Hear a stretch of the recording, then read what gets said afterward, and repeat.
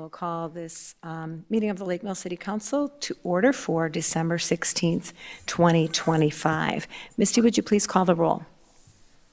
Ms. Curler? Here. Ms. Schmager? Here. Ms. Quedno? Mr. Coots? Here. Mr. Waters? Here. Thank you. Thank you. Please rise for the Pledge of Allegiance. I pledge allegiance to the flag of the United States of America and to the republic for which it stands, one nation, under God, indivisible, with liberty and justice for all.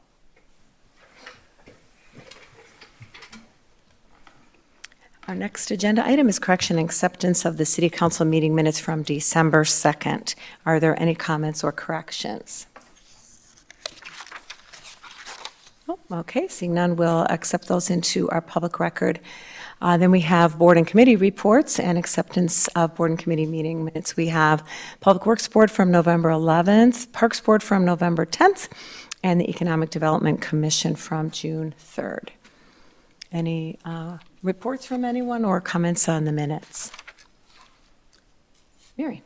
I would like to just ask a question about the Public Works Board meeting minutes mentioning the narrowing of East Prospect between Birch and, is it Moss? And I was just curious what the rationale was for that. It's wider than the standard specifications on our street design. Oh, okay, thanks. And I would just note that I think our city manager, Mr. Daly's last name is misspelled on the Parks Board minutes, and I think it was misspelled on something else on our agenda tonight, so it caught my attention, so. But I don't object to it, the minutes otherwise. Any other questions or comments? Okay, we'll accept those minutes into our record then. Next item is correspondence and constituent contacts. Greg Waters, would you like to start us out? A lot of golf course correspondence. That's about it. Okay. Mary? I also had golf course correspondence. I had Century parcel correspondence, memo on the public hearing for Daybreak wastewater application DNR meeting, correspondence on Sandy Beach concession stand, an RLIA memo that came with all of their updates, and then received the loose news release. Okay, thank you. Mr. Coots? Nothing else to add. Nothing in addition to that? Okay. I had similar, a couple of contacts about the golf course development, Daybreak Foods DNR hearing. In addition to the other ones mentioned, I had a contact from Legendary Lake Mills about wanting to make arrangements to use Wallace Park as a backup for Knickerbocker, which they just do in case of weather, so we'll probably see something on a future agenda about that. I got some information from Colton Hutchinson at Jefferson County about sand migration, because he was aware that a couple of our boards had some questions about it, so he sent me some information that I will forward on to Drake for staff and committees to use. And then I attended a Jefferson County legislative breakfast, which I think this is the third time that they've done this, and it's an opportunity for where leaders are invited to hear remarks and ask questions from federal leaders and state leaders, and I thought it was pretty interesting. Both Drake and I were in attendance, and it was interesting that the federal senator and congressman talked largely about health insurance challenges, and the state leaders talked largely about housing challenges, which are both things that we face here in Lake Mills. But I also wanted to give a particular shout out to our city manager, Drake. He made remarks that really represented the city well and talked about the challenges of well, I think your word was broken, the state system where we have to grow in order to receive state funding, and identifying some of the challenges for a local municipality to our state representative. So I really appreciate you taking the time and being so articulate and talking with them, Drake. Thank you. And last but not least, we did have a Sandy Beach Park work session. And because those are not recorded and don't have minutes, I thought I would just highlight very briefly that we met as a council last week, and we talked about goals, our overall goals for the Sandy Beach Park redevelopment. And we have a draft set of those. We're still work to be done on those. And then we did go through the Parks Board recommendations for recreational activities and gave kind of a little bit of ranking and a sort of a start on prioritizing. We identified some other topics for discussion and asked staff to start working on paid parking and come up with some recommendations for that. And then we plan to meet again, and hopefully we'll have something more final for our community to look at in the spring. Is that a relatively good, brief summary Awesome. of our work session? Okay, thank you. Okay. Next item on our agenda is public comment. So we have two individuals who have registered to speak. People are invited to address the council at this time. Please state your name and address when I call on you to make your comments. No actions will be taken for items that are not listed on the agenda, and each speaker is limited to 3 minutes. So we do have two people who are registered to speak on the golf course, which is not on tonight's agenda, but you are welcome to speak. And here is our 3-minute timer over here for your reference. So the first person is Ken France. Hello, my name is Ken France, and my wife Julie Taylor and I live at 331 Pinnacle Drive. We have lived here for over 9 years and absolutely love this city. This is our retirement residence for many years to come. We built our home here because of the welcoming downtown atmosphere, the extensive green space, and the natural activities that the bike trail, golf course, rivers, and lake offer us. As a new golfer, I have loved golfing at the Lake Mills Golf Course, and we have been members for the past 9 years. Losing our community's golf course would be a step in the wrong direction for the city of Lake Mills for the following reasons: loss of green space, increased traffic due to increased housing, weakening of the high school's golf programs, and the loss of access to an activity that is growing in national popularity, namely golf. If we lose this golf course to build houses in an already established neighborhood, we will never get it back. There is no reversing this mistake. The current golf course owners claim that they tried their best to run a profitable business, but did not succeed. They tried to sell it to someone who would keep it running, but were unsuccessful. There is no doubt in my mind that an owner with better PR skills and more experience running a golf course could make Lake Mills Golf Course a successful moneymaker.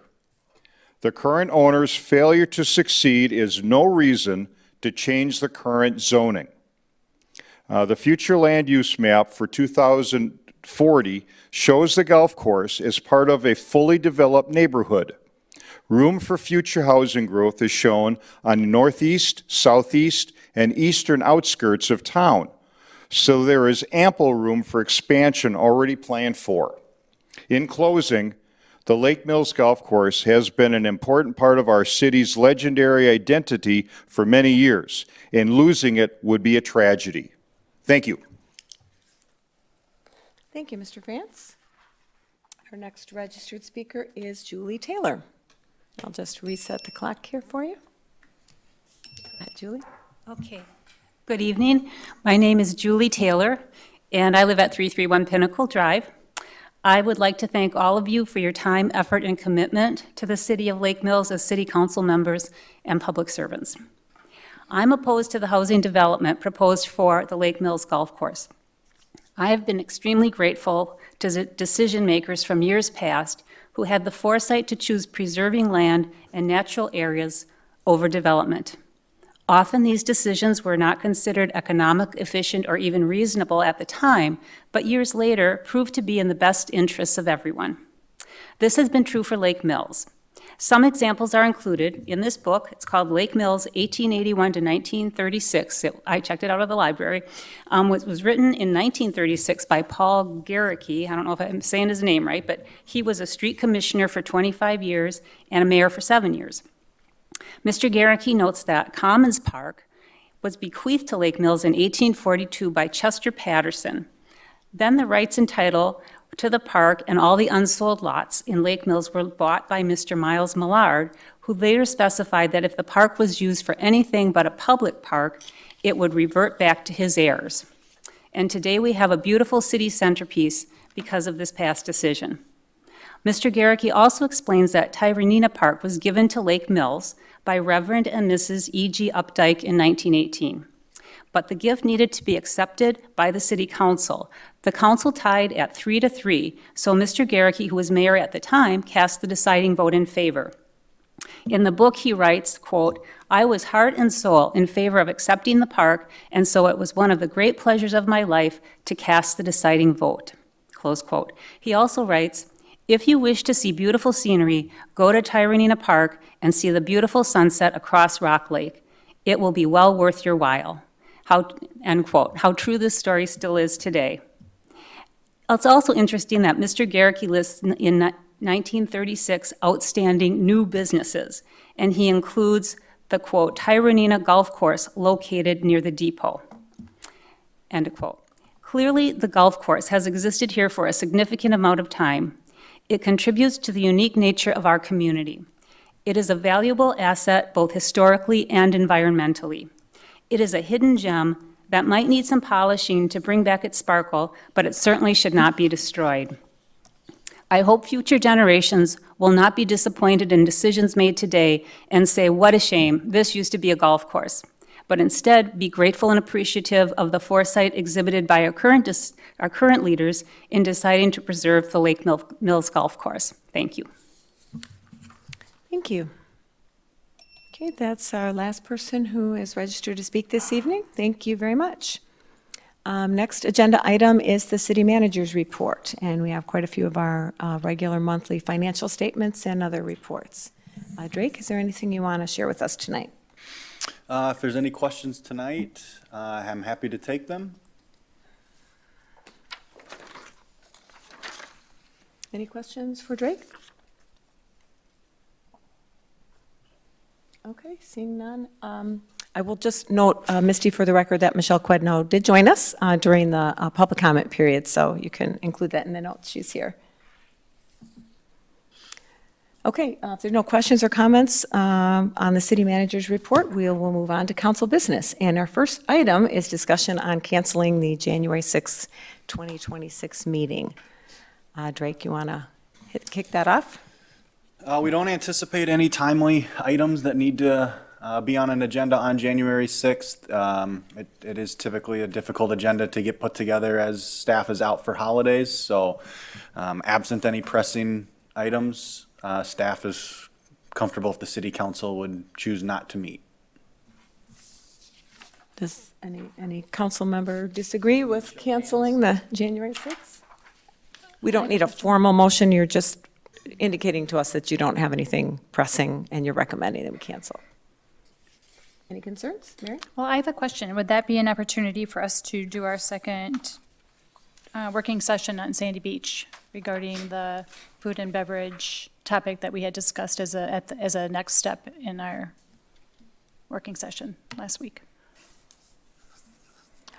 I guess it's a possibility. We did say at the end of our last work session that we wanted to schedule another one. I don't think we've put anything on the calendar, so maybe we can talk about that at the end of the meeting. Okay, thank you. But are people But, comfortable canceling, or having a regular council meeting on that evening? Yeah.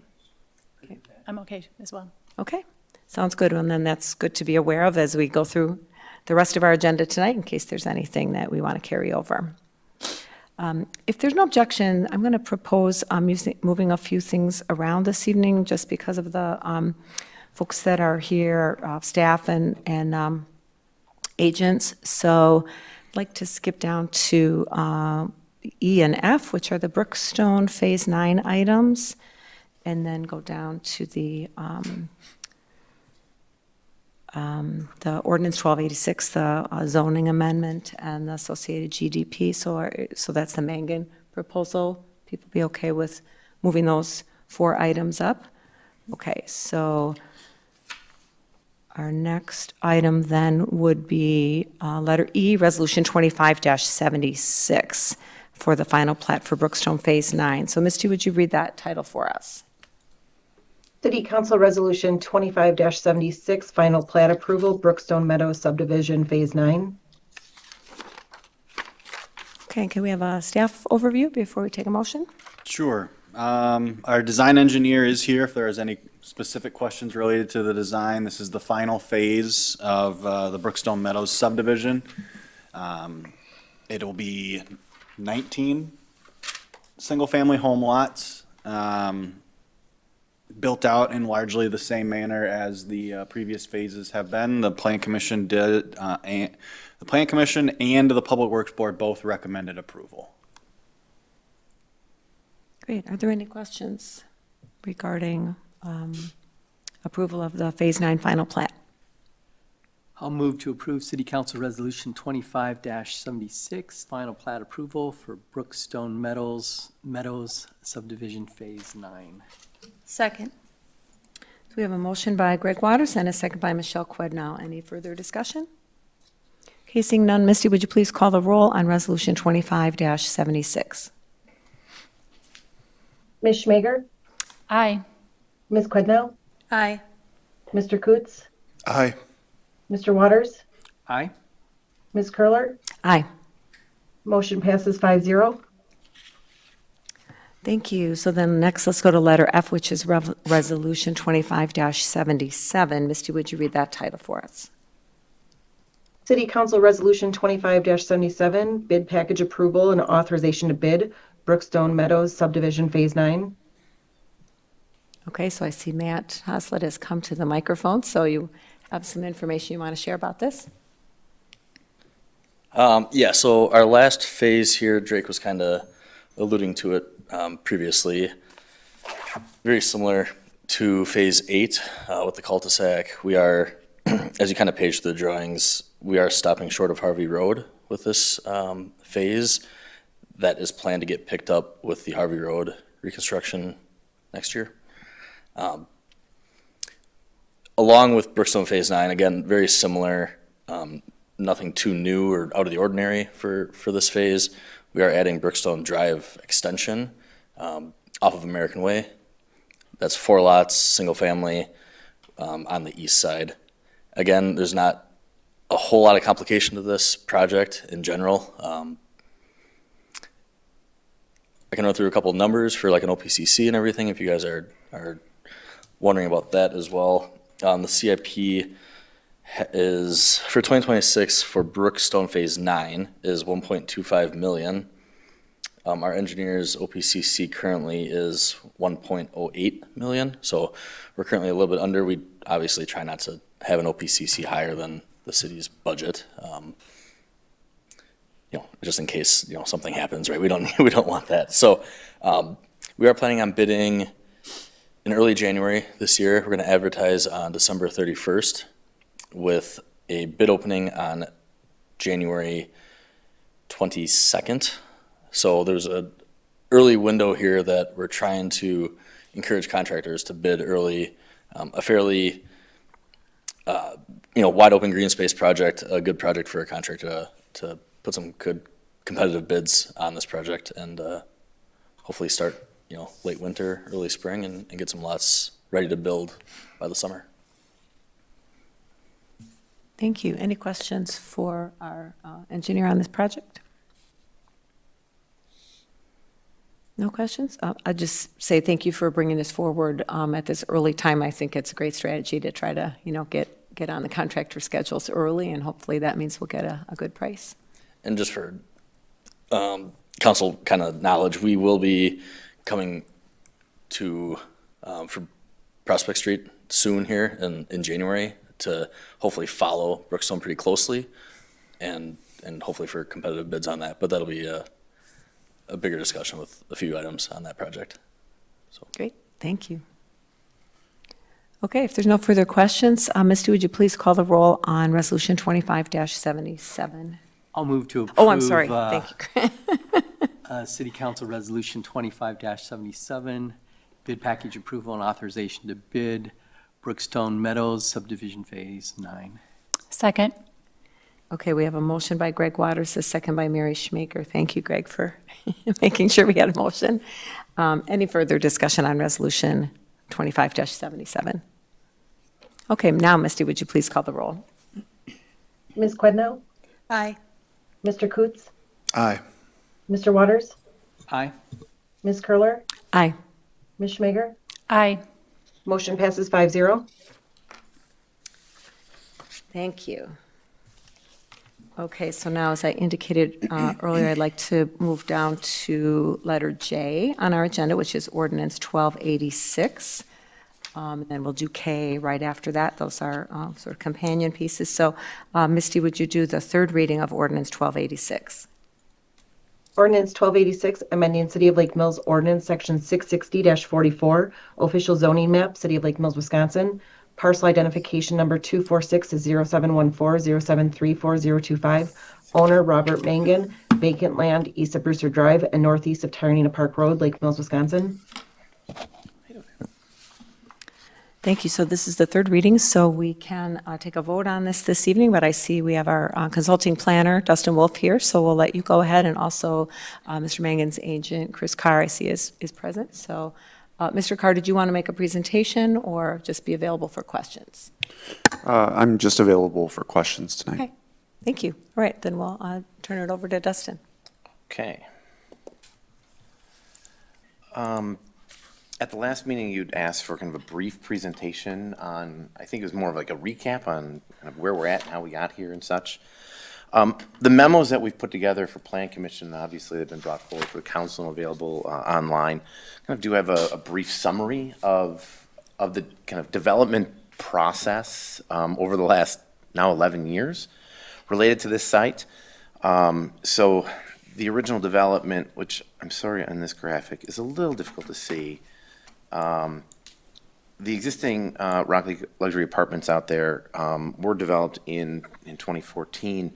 It was rezoned from agricultural lands to multifamily with a planned development district. There were other elements to that that included a two-family component that ultimately couldn't be built because of some issues with the lands, and then the one that we're talking about tonight is this southern piece, which was rezoned R1 at that time.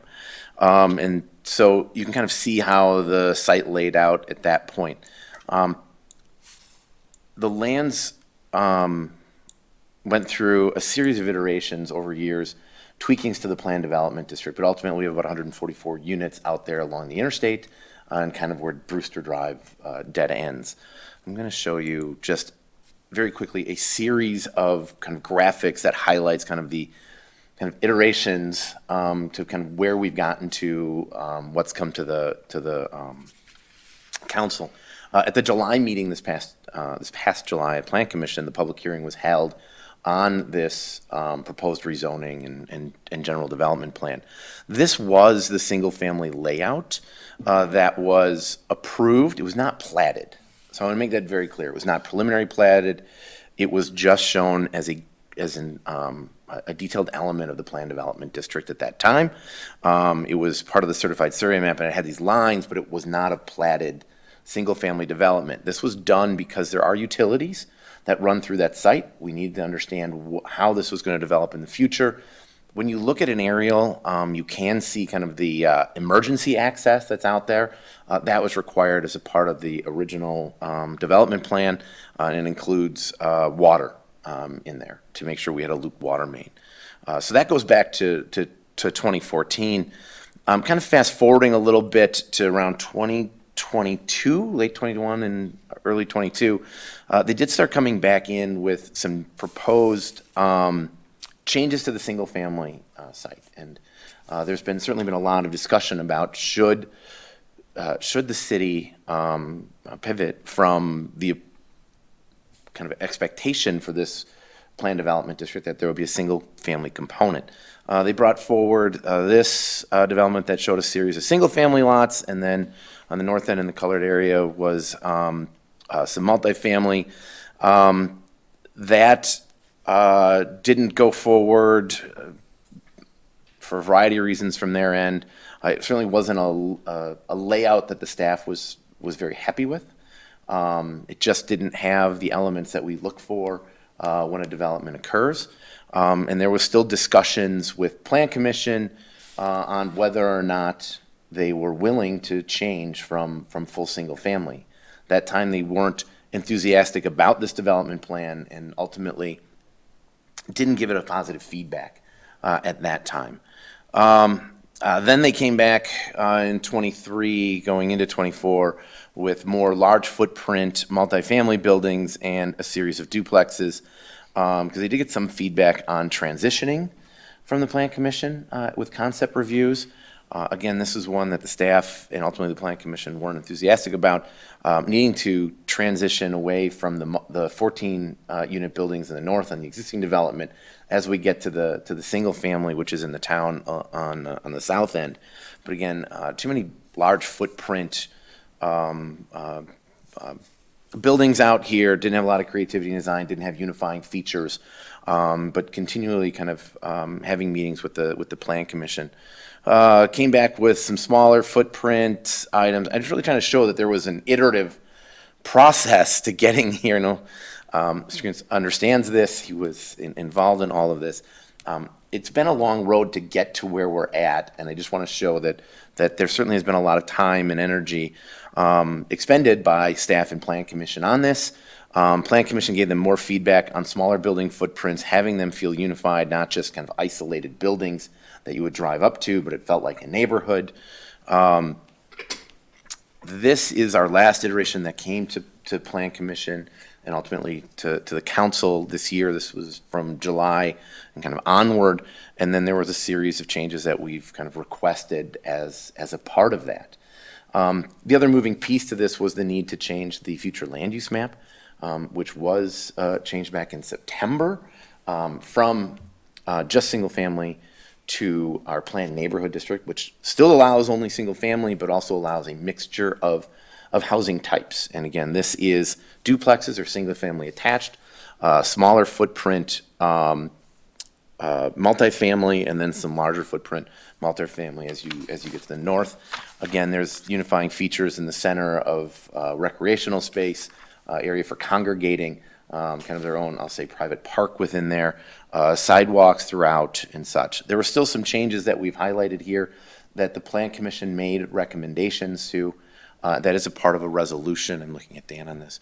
That should you decide to approve this, that would be an element of that. Ultimately, they came in with around 140 units. The Plan Commission pared that back to about 134 units of very specific building types. So many duplexes, so many units, so many 14 units. Some changes here that were recommended by staff that were included in the approval by the recommendation from the Plan Commission, reorienting some of the duplexes, switching out some duplexes. There was one that was added to the south, moving it back to the north. There were changes that the developer made that were at the recommendation of the Plan Commission was to move some of the larger footprint buildings away from the existing single family in the town, which they did. Again, we have sidewalks throughout, we have parking throughout. There are certainly detached garages, but you can see there's a kind of a unifying center park that would have some sort of gazebo space, et cetera, with grills for congregating. This is for the general development plan. So the rezoning before you is to rezone to R312 with Planned Development District to allow these unit types. The general development plan ultimately would be to, if you followed the Plan Commission's recommendations, would be for a specific maximum number of units, specific number of units by type, and then moving some of the elements that were outlined in this graphic that were approved as part of the recommendation coming from the Plan Commission. This is the entitlement process on the general development plan. There still is more work to be done on the site related to an approval process. They would still need to come back to the Plan Commission for the precise implementation plan. That is detailed engineering. That is detailed building plans, right? That's grading, stormwater, water, sanitary, building architecture, building materials. Right? All of that still would need to come back to the Plan Commission. There were recommendations made as a part of this process from the Plan Commission to the council. But ultimately, this just says to the developer, if you were to approve this general development plan, yes, you can move forward with a development that will have this layout and will have this many units with this density. The density is way under what's allowed. Again, the goal here isn't to shoehorn as much in, it's to make sure that we have a unified, comprehensive design that makes sense for creating the sense of a neighborhood out there. The resolution that's been provided to you kind of walks through how it complies with our comprehensive plan. There are many elements in here. Mixture of housing types, larger multifamily developments following the plan development process, having central congregating features, recreational features within them, having pedestrian pathways, sidewalks throughout, connectivity to the major roadways, and then again, there's a sidewalk out to Tyranena Park Road, which would connect ultimately to the park across the street. Again, there's a lot of things in here that align with our requirements as spelled out in the comprehensive plan. But as I said, there's still a whole other process that has to be gone through. This is really the entitlement component. The rest is our building site and operation plan, precise implementation plan, a review and approval process that would lead them to getting to building permits. And the resolution does walk through in detail kind of those elements in here, as well as talks about how it meets our findings for approval of a general development plan. And if there's specifics, questions that you have, I can certainly answer them. I was trying to stay brief. Thank you. And so we do have two items. One is the zoning amendment, and then the next agenda item would be the general development plan. So it would require two actions. Drake, did you want to? The city council also asked for a history of residential development. That's included in a memo in your packet. It does list from 2015 through 2024 using city assessor data, and then there is also a section that has some approved and some potential developments that are that the council would be aware of. Some have their approvals, others have their approvals and aren't moving forward. Some have their approvals and are moving forward, but on an unknown timeline, and some are only potential at this point. Thank you for that. I know a couple of us had asked for that at the last meeting, so, okay. I got a quick question on that memo. What's the housing addition out south of town on Highway 89? Tyranena Point or Drumlin Crossing or 1324 South Main Street Apartments. Not the Drumlin Crossing, the one further south between, the apartments? yeah. 1324. The North Oak. That's the name of the developer. The name of the apartment complex is just 1324 South Main Street Apartments. So that was So there's 2023. 20 multi-units there? Yeah, it's a couple fourplexes, 23 units total, Okay. across multiple buildings. Okay, I didn't recognize that with the Oaks name, so that explains that. Thank you. They were approved for a condominium plat.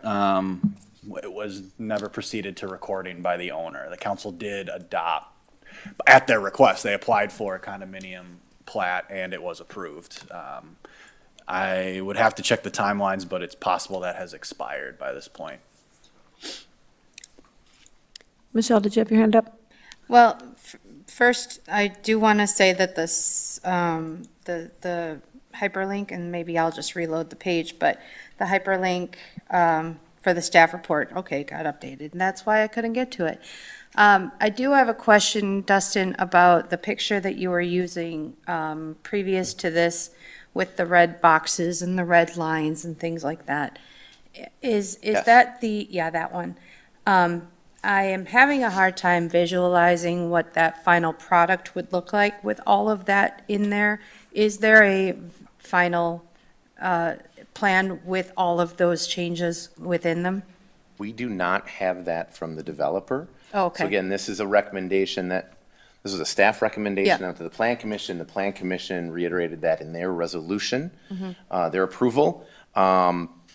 Their recommending body and the petitioner brought forward to have we called for the removal of an 8-unit building in the Yes. middle, right? Yeah. And so their request to you was to keep that. Okay. The recommendation from Plan Commission and then reiterating from the staff is to remove that 8-unit building, to drop down to 134 units. Okay. So if you were to approve this with the verbatim recommendation that came out of the Plan Commission, they would need to provide us with a revised plan that addresses all of these specific comments that are included as an appendix or a graphic of that resolution, because it's all we have at Okay. this juncture. Alternatively, you could wait for that plan to come before Yeah, you, thank you, rather Dan, I'm than sorry. just relying on the statements that are made in the planner's memo, if that was your prerogative. Okay, thank you. And then, again, just to clarify, so we have 2 items before us related to this proposal. The first is Ordinance 1286, which is what's currently on the table, and that's just a zoning amendment. And then the second is the general development plan, which would be what we're looking at on the screen with the staff and plan commission recommendations, right? Correct. When you rezone to a PDD, a planned development district, you must approve a general development plan, you must approve a precise implementation plan, and you must execute a development agreement. You're allowed to go multiple tracks toward that approval. One is the general development plan being approved first, and then the precise implementation being approved. It can be a dual track process, but in this instance, if you approve the zoning change, you then can approve the general development plan, which then moves us on to the precise implementation plan portion of the approval process. If the council doesn't want to rezone to the planned development district, or does not want the site plan, or wants significant changes to the site plan, I would not advise you to approve the zoning change until you're comfortable with what is going to be in that general development plan. Because you're granting a certain amount of entitlement by changing the zoning. Okay. So to clarify on that, Michelle's question, I had the exact same question regarding what the picture, I could follow the arrows, but I was trying to visualize what the changes would look like. And so if we were to, like, we would say no then to the vote, and it would come back with a different plan. You'd postpone to a specifically- date certain, letting them know what items you need Okay, to move forward. gotcha. Okay, thank you. Just for clarity, I just want to make sure that I am understanding. The Plan Commission motion was on October 1st, is that correct? According to this up here, it says 25-10-1. Sounds they don't usually The meet at first that. meeting of the Public Works Board the Plan Plan Commission Commission? that month, excuse me. So it would have been like the 4th week of the month. Okay. October is correct. Okay, so it's been since October, and we haven't received an updated picture? Is that correct? Well, Or an updated plan? Their request is to maintain the 8-unit building. Right. But we have the power to say, no, you have to fix it. Correct. Okay, I thank guess you. I'd clarify that Thank you. no one ever asked us about a question. I mean, we've been here for 3 meetings now. No one said, hey, do you agree with these? We had met with staff and some representative, and we tried to address some of those meetings. I don't think anyone has ever said, I know I specifically have never said that we disagree with any changes, so I'm not sure where that's coming from. We have been here for a very long time, and, you know, and we respect and glad we're making progress. So we're willing to walk forward. I think we would want to, obviously, there's a recommendation, we want to hear from you. We didn't hear any specific on any of the first two meetings, like, hey, I agree with this or don't agree with this piece. So if there were some specifics, hopefully there's a process that we can keep moving forward in some way. But I can certainly walk through that. I mean, that would be our goal, but I would clarify, we have not said no to any changes as of now, and no one's requested that or said, hey, can you provide a new site plan? I think we're mostly waiting for feedback on whether this group agrees. Thank you for that clarity. Thank you, Mr. Carr. So if there's no further staff introduction, I guess I'll open it up for comments from council members on the proposed ordinance 1286, which is the zoning amendment. Is there anyone who would like to make a comment or discuss? Greg Waters. Started. As Mr. Wolf outlined, this has been a wear down process that this group has continued to come to Planning Commission and City Council over and over and over the years. The last time we met on this issue was September 2nd, which was Ordinance 1279, which was to amend the comprehensive plan, future land use map. In that process, it was important to us that a planned neighborhood was included in the language. And as you can see, 7 ordinances later, we see them again, and they do not mention planned neighborhoods in the zoning map ordinance. So that's been dropped. To me, I think that the planned neighborhood is an important element. It ties it to the comprehensive plan, and it stresses the importance for single-family housing. Looking at future projects, we're looking at 37 single families that are currently on the docket or that we're aware of. There may be more based with the golf course, I'm not sure. But from based on what's been approved on multi-housing or what's being proposed, that's including this Century site that comes before Planning Commission later on this week. We're looking at 458 units for multi-family, so that's a lot of units for a city our size. So I do have concerns with this project and with the planned neighborhood not being part of the zoning ordinance. Mr. Wolf, I wonder if you could address that. It's my understanding that planned neighborhood is not a zoning district itself, so can you clarify how planned neighborhood relates to this ordinance? Yeah, planned neighborhood is a future land use category, right? And it's spelled out in our comprehensive plan. Yes, we use it for larger growth areas of the community to enable a variety of housing types that can include combinations of single family, I'll say single family detached, which is your traditional single family attached, which could be townhouses, zero lot line or duplexes, right? That's an ownership structure issue. And then variety of multifamily types and sizes from triplexes to quadplexes to 8s to larger, depending upon the project. The goal behind the planned neighborhood is that we do look at a large geographic area holistically, so that there are elements of variety of housing types. So while this specific property was changed to planned neighborhood, that could be expanded out to include the multifamily to the north. The single family also around it could also be included to create that planned neighborhood. Sorry, Dustin, can I interrupt? Yes. What's the difference between a planned neighborhood and the planned development district overlay? One is the future land use category, the planned neighborhood. The other is the regulatory framework to make it happen.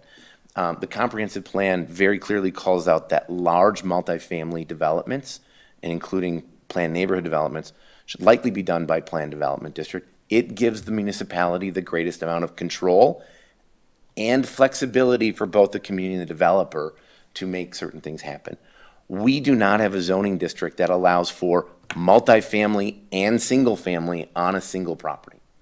We would need to do that by plan development district, which is what's happening here with the duplex or single family attached and the multifamily. Our multifamily district allows for home sizes more than, for 3-unit and above buildings. It does not allow for duplexes. That's getting into the weeds. It's a very Euclidean traditional zoning type, right? Duplexes, our two-family district allows for single-family and two-family, but not multifamily, right, or 3-unit above. And again, like as I said, the reverse is true. So we use the plan development district to enable these types of projects to happen, but also to give control to both the plan commission and the council when listening to a developer to make their case as to why, where's the public benefit for using the plan development district.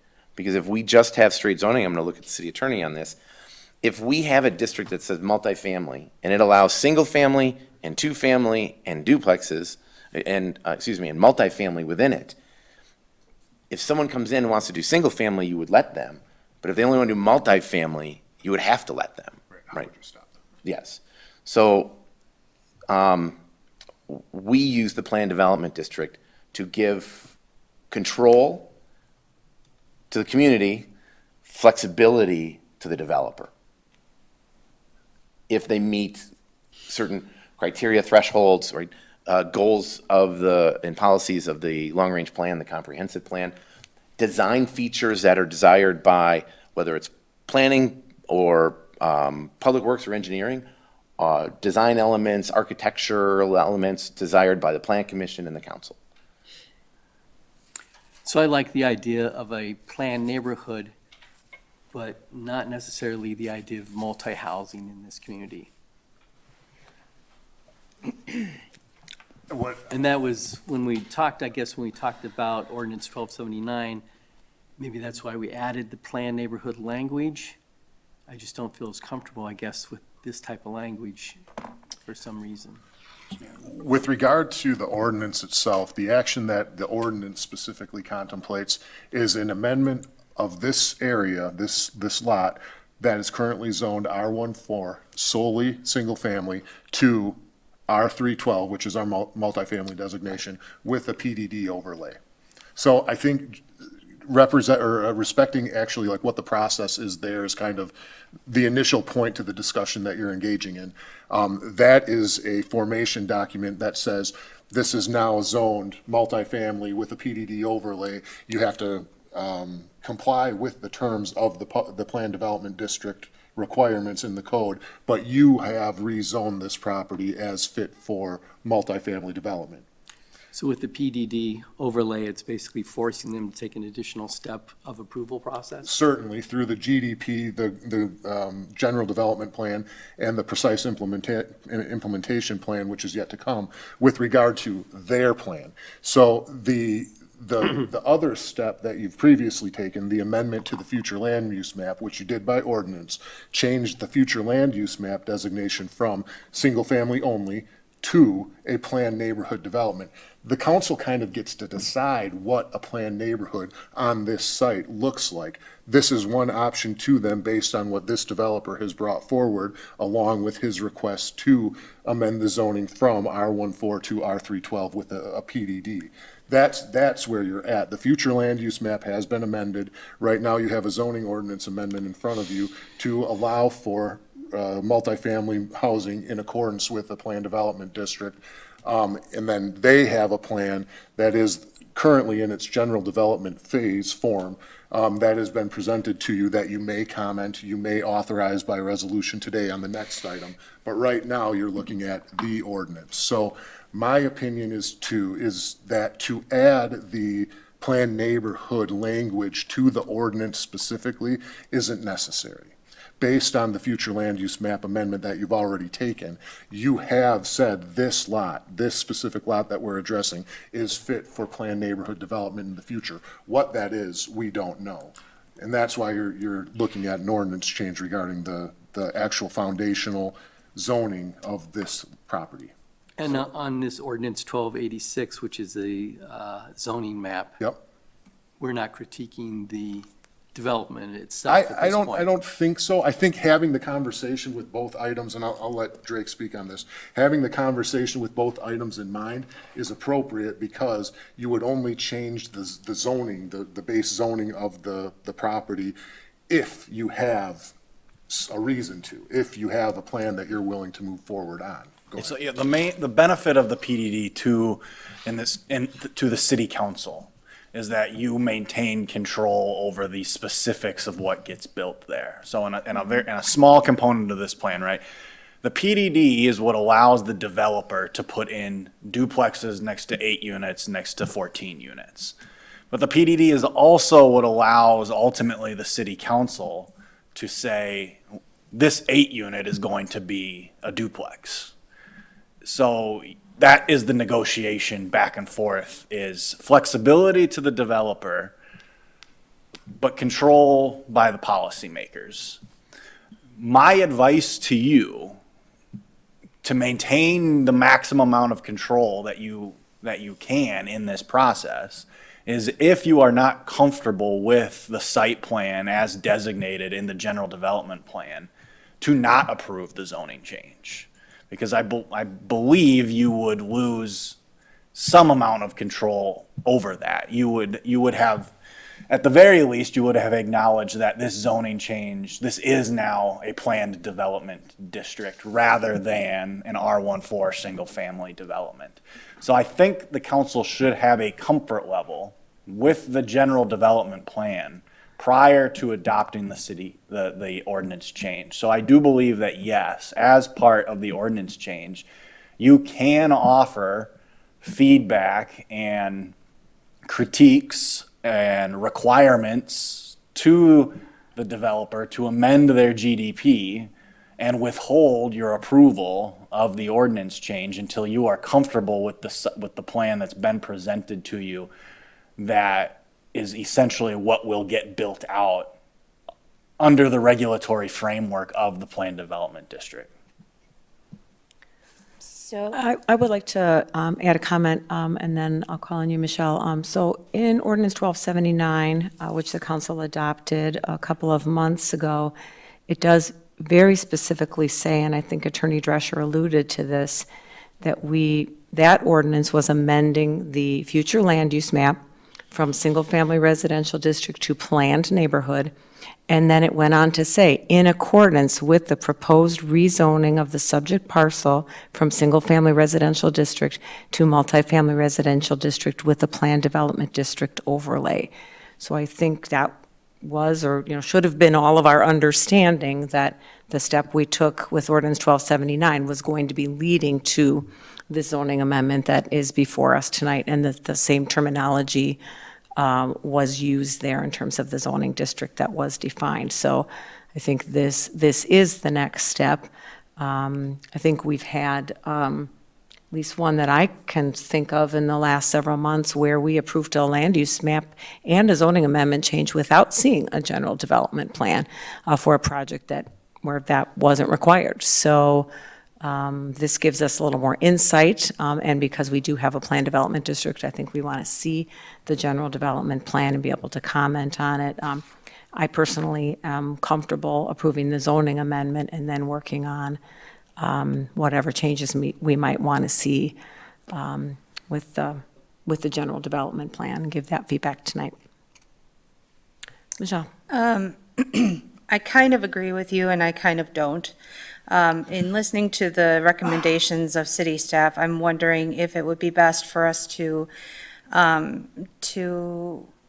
table it until the next meeting so that we have the opportunity to provide the feedback that is being allowed of us to amend any of the ordinance as it's written.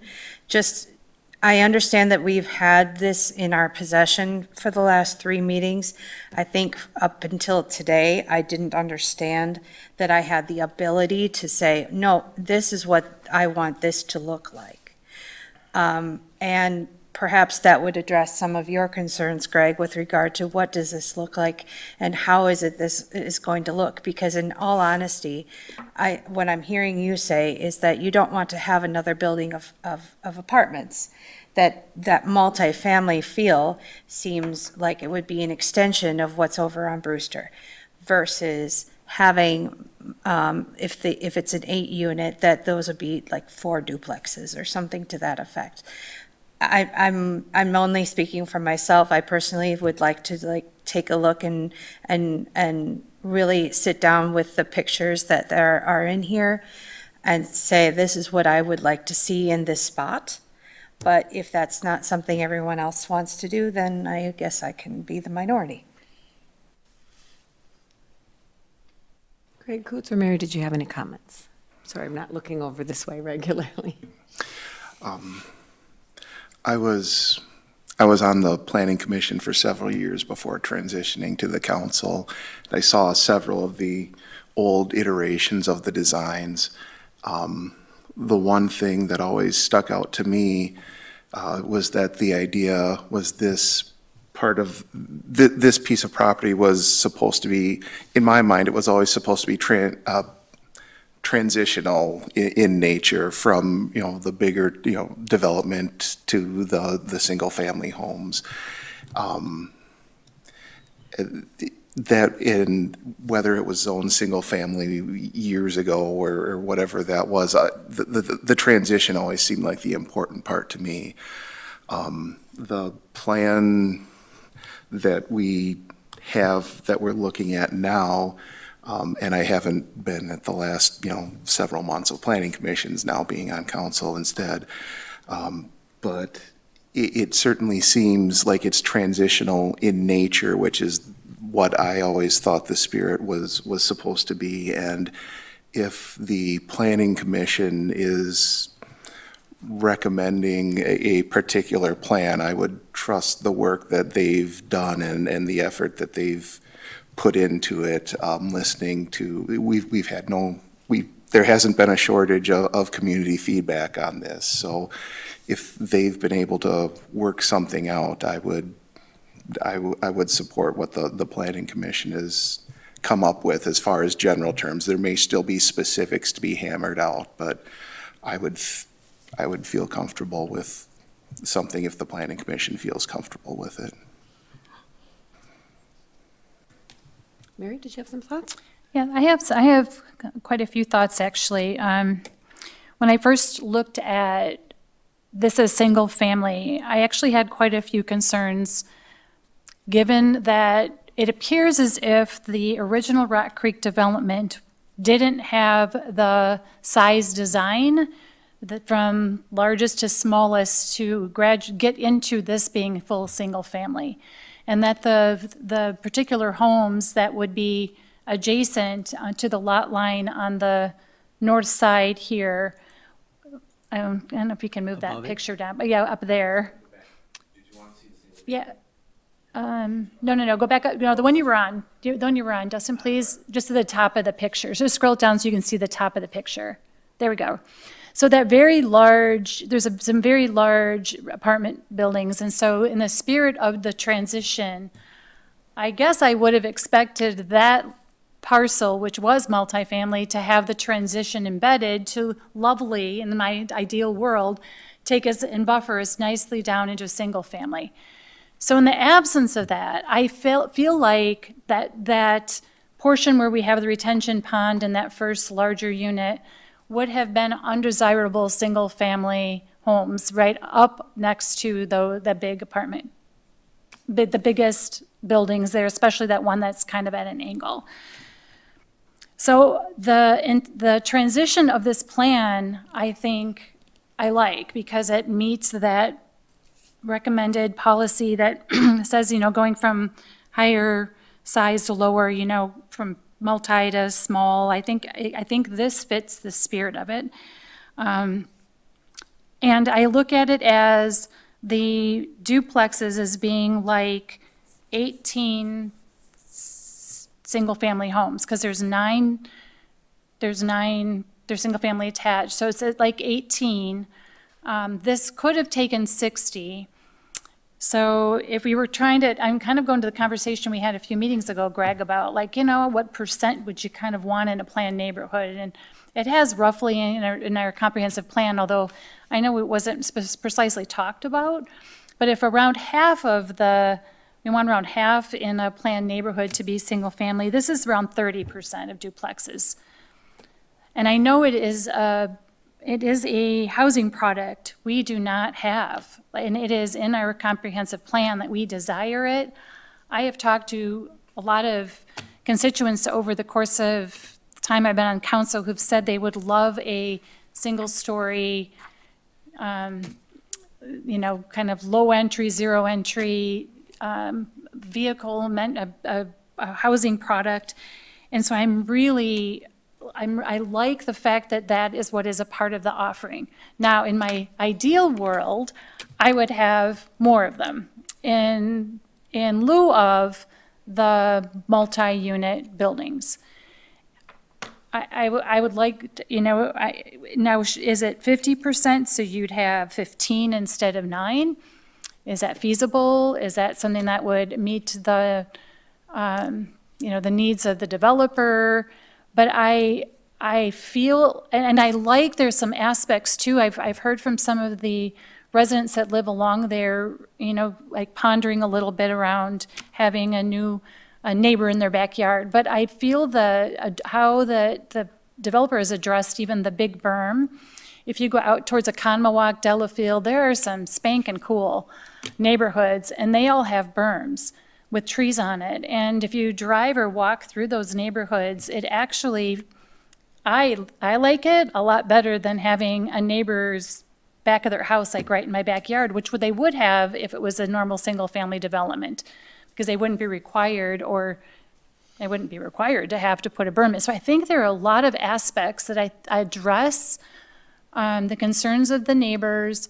As if I were sitting there, I would like to see, make sure that I saw a size of tree in one of the requirements, that there are at least sizable trees being addressed on the berm and especially the neighbor on the corner here who has the tree barrier, if you will. But I feel like this is a development that it doesn't get us the full single family. An ideal world would be lovely to have, but I'm not sure that this is the right parcel to fit full single family, given the transition never occurred back when we built the Rock Creek Apartments to begin with. And so I like this, other than I really would desire to see a larger number of the duplexes in lieu of the larger apartment building size. So whether it's removing of an 8 or a 14, that would be my ideal state. Not to say that would be something I would like to be considered, but other than that, I feel like this meets, I think, some needs that we have here in the city, in a place where it aligns with its neighboring kind of environment, I guess.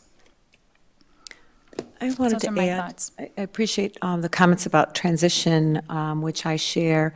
I guess I also wanted to add, just again, kind of linking how the Plan Commission, which I also served on for a couple of years, how the Plan Commission approached different proposals that Mr. Mangan and his consultant brought forward for this property, and also looking at our comprehensive plan, which was recently revised in the last couple of years. And a big discussion item in the comprehensive plan that the Plan Commission grappled with and the council reviewed as well is this idea of missing middle.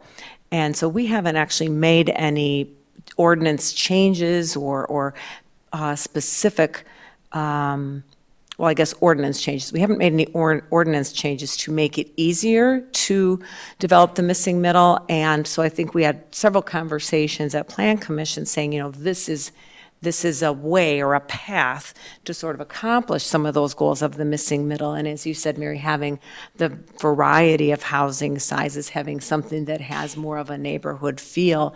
And so the Plan Commission certainly did give this developer some direction along those lines, and tried to, I think, use the framework that we have in our current ordinance, but the goals of the comprehensive plan to try to get at this missing middle piece.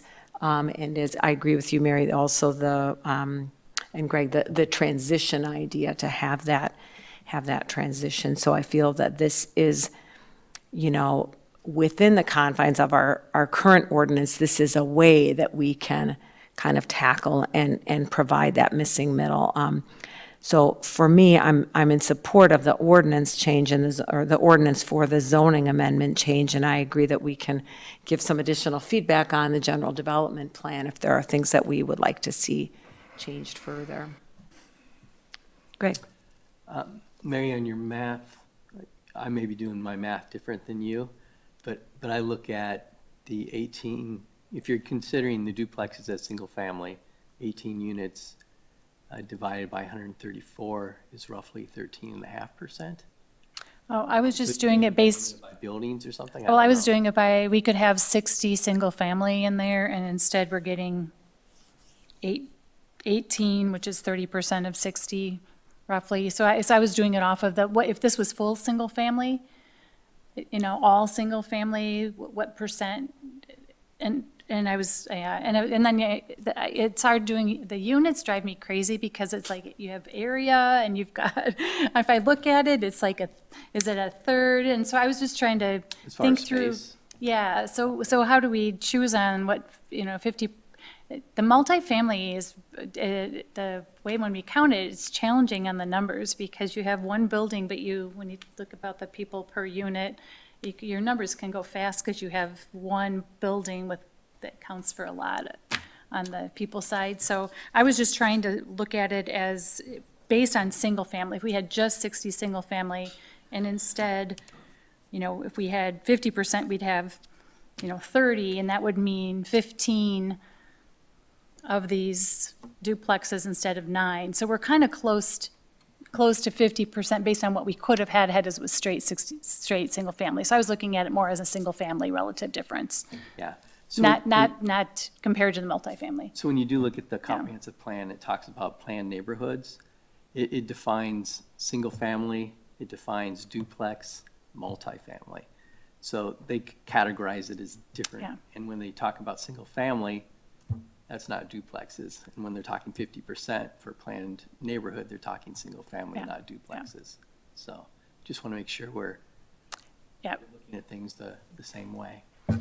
And I think that's a point of, I think that, I'm not sure exactly where all those percentages came from, because if you look at all of our reporting, we don't report on duplex, we don't talk duplexes and two-family, we don't segment it out. And so I think that it is a concern, a little concerning, though, that we have that noted actually a few times in the comprehensive plan, but yet it's not something that is a part of our decision-making criteria, even at the planning commission level, and talking about a duplex two-family as its own category. We don't count them, it's not in the reports. You know what I'm saying? So I know Dustin's probably got a comment there. Only on why we call some of these things out, because they often get overlooked, right? We either have a traditional single-family detached home, or we have large footprint multifamily. If we don't call out, just like we do in the missing middle, the types of products that we're trying to achieve, we're going to lose track of them. They're not on the radar screen. So if we say we want to get some duplexes out there, because they're a good transition, they're a good housing product, and I use duplex or townhouse is kind of the same thing, right? The same with 3 units, and I know that Ms. Curler was talking about cottage houses, right? These are products we want to see. We are always challenged by who owns the land and who's developing it, and what do they have in their portfolio in their product portfolio. That is always a challenge that we are going to grapple with. And we would then have to tell some developers, no, we're not going to develop land because you don't have cottage homes in your portfolio. You don't have that arrow in your quiver. So we're not going to let you develop your land. As for the planned neighborhood, when we have applied it, it has been usually for like 40, 60, 80 acre tracts of land. When you look at the future land use map, it is in the large growth areas, because there may be certain areas that have a large segment of single family and certain areas that are more logical to have multifamily in them. And then some of the transitional pieces are duplexes, triplexes, quads, right? So this is a 15 acre site, which sounds large till you start really developing it, right? If we were to apply the planned neighborhood out here if it was, again, raw, if it was just open land, right? It would include all the lands around it that have single family, have other multifamily, right? To generate what is considered a planned neighborhood. We are applying it to a moderately challenging piece of land. It is sandwiched between some existing single family in the town. It is, if you include the lands to the north, it was flanked by the interstate. And then on the east side is the county's lands, which they use for yard waste dumping and the sheriff's gun range. This is a challenging piece of land that we were, again, in 2014, felt that single family was the way to go. Transition, as the arguments have been made, and that's kind of where how we've ended up here. I will say it's not perfect for the developer, it's not perfect for the city, but it is a much improved transition from the single family to the multifamily to the interstate ultimately. And so that's why those iterations, you see them paring back the large footprint buildings. Those are the most efficient for the developer to build, right? But it doesn't achieve what we want to see out of a neighborhood development and housing products. This got us much, much closer to those priorities in the comprehensive plan. I think I appreciate you mentioning the cottage housing and some other things that I've talked with you about, and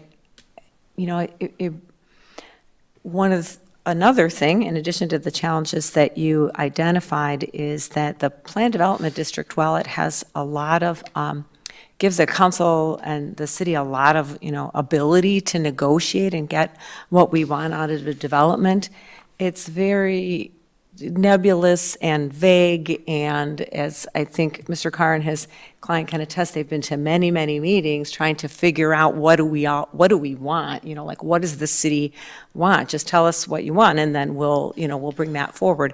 And so I think anything that we can do, even, beyond this development or have the Plan Commission work on updates to our ordinance or things that follow on some of the tasks in the comprehensive plan implementation chapter to put that in writing, in an ordinance change or something that we can help developers know this is what we're looking for on these sites, and then you don't have to have quite so much back and forth. If I can just add on the kind of guidance side, we do have in our zoning code, when we wrote it, a whole section on multifamily development design guidelines. It calls for, I'll say, public spaces or congregating spaces within the developments. It talks about the orientation of buildings. It talks about relationships of access drives and right-of-ways and pedestrian ways. There is a lot of detail in there, and there are things that we are absolutely looking for in our development types that may be different than other communities are looking for. And we've had back and forth with the developer on those elements, saying, look, these are the expectations of the community. It came out in the comprehensive plan process on what the public expects when there is multifamily development. It also reiterated what our design guidelines are, which has resulted in good development, whether it is the Drumlin Crossing or Summer Ridge or other. So again, on character and physical elements, spatial relationships between buildings, context issues with neighboring land uses. There is a lot in our zoning code that provides guidance. There are things that in the missing middle that our zoning code kind of predates, even though it's not that old, that it doesn't address when we talk about cottage type houses and some others. So, yeah, I guess if there is feedback, like Mary had mentioned, that, if there's a path on this kind of, I guess, general idea of the development plan that you like the idea, but you want to see more duplexes involved in it. I think that's the feedback that is most beneficial to the developer at this point. Obviously, if it's if you're just opposed to the idea in general, then of course it's a prerogative to vote no as well, and that would be a much different site plan than if you're saying there must be a single-family, plat involved in this. The duplexes it's unique in our zoning code because twin homes are a single-family housing product in our zoning code. In an R14 district, you can have 4 units per acre on a 15-acre parcel, right? You could have platted 30 twin homes, constructed that, and you would have been compliant with our single-family housing district, and that would have never gone to plan commission, never come to city council. It would have been just approved administratively, assuming they met bulk regulations. So there is a little, the comprehensive plan does call out, two-family housing specifically, but our zoning code contemplates at least the ability to put in a duplex-style housing product into an R14 zoning district. Mr. Carr, since you are here, I have a question for you. There's been some discussion about the transition, and Dustin, if you could scroll up slightly just to that top of that diagram once more. Do you know what the unit numbers of the size of buildings that are just above the proposed pond, both to the right and the left? Do you know off the top of your head, or? I think that building that consists of 12, 14s, and 16s, I think in that range. I don't know the exact, those are a little bit smaller, I think, on there, but they do get bigger. Our project just has the 2 14s in the northeast corner, kind of backing that area, that kind of the no man's land to the east. That's my memory. I don't have the exact numbers, but. I do. Okay. There are 4 16-unit buildings within the Rock Creek Luxury Apartment Complex, and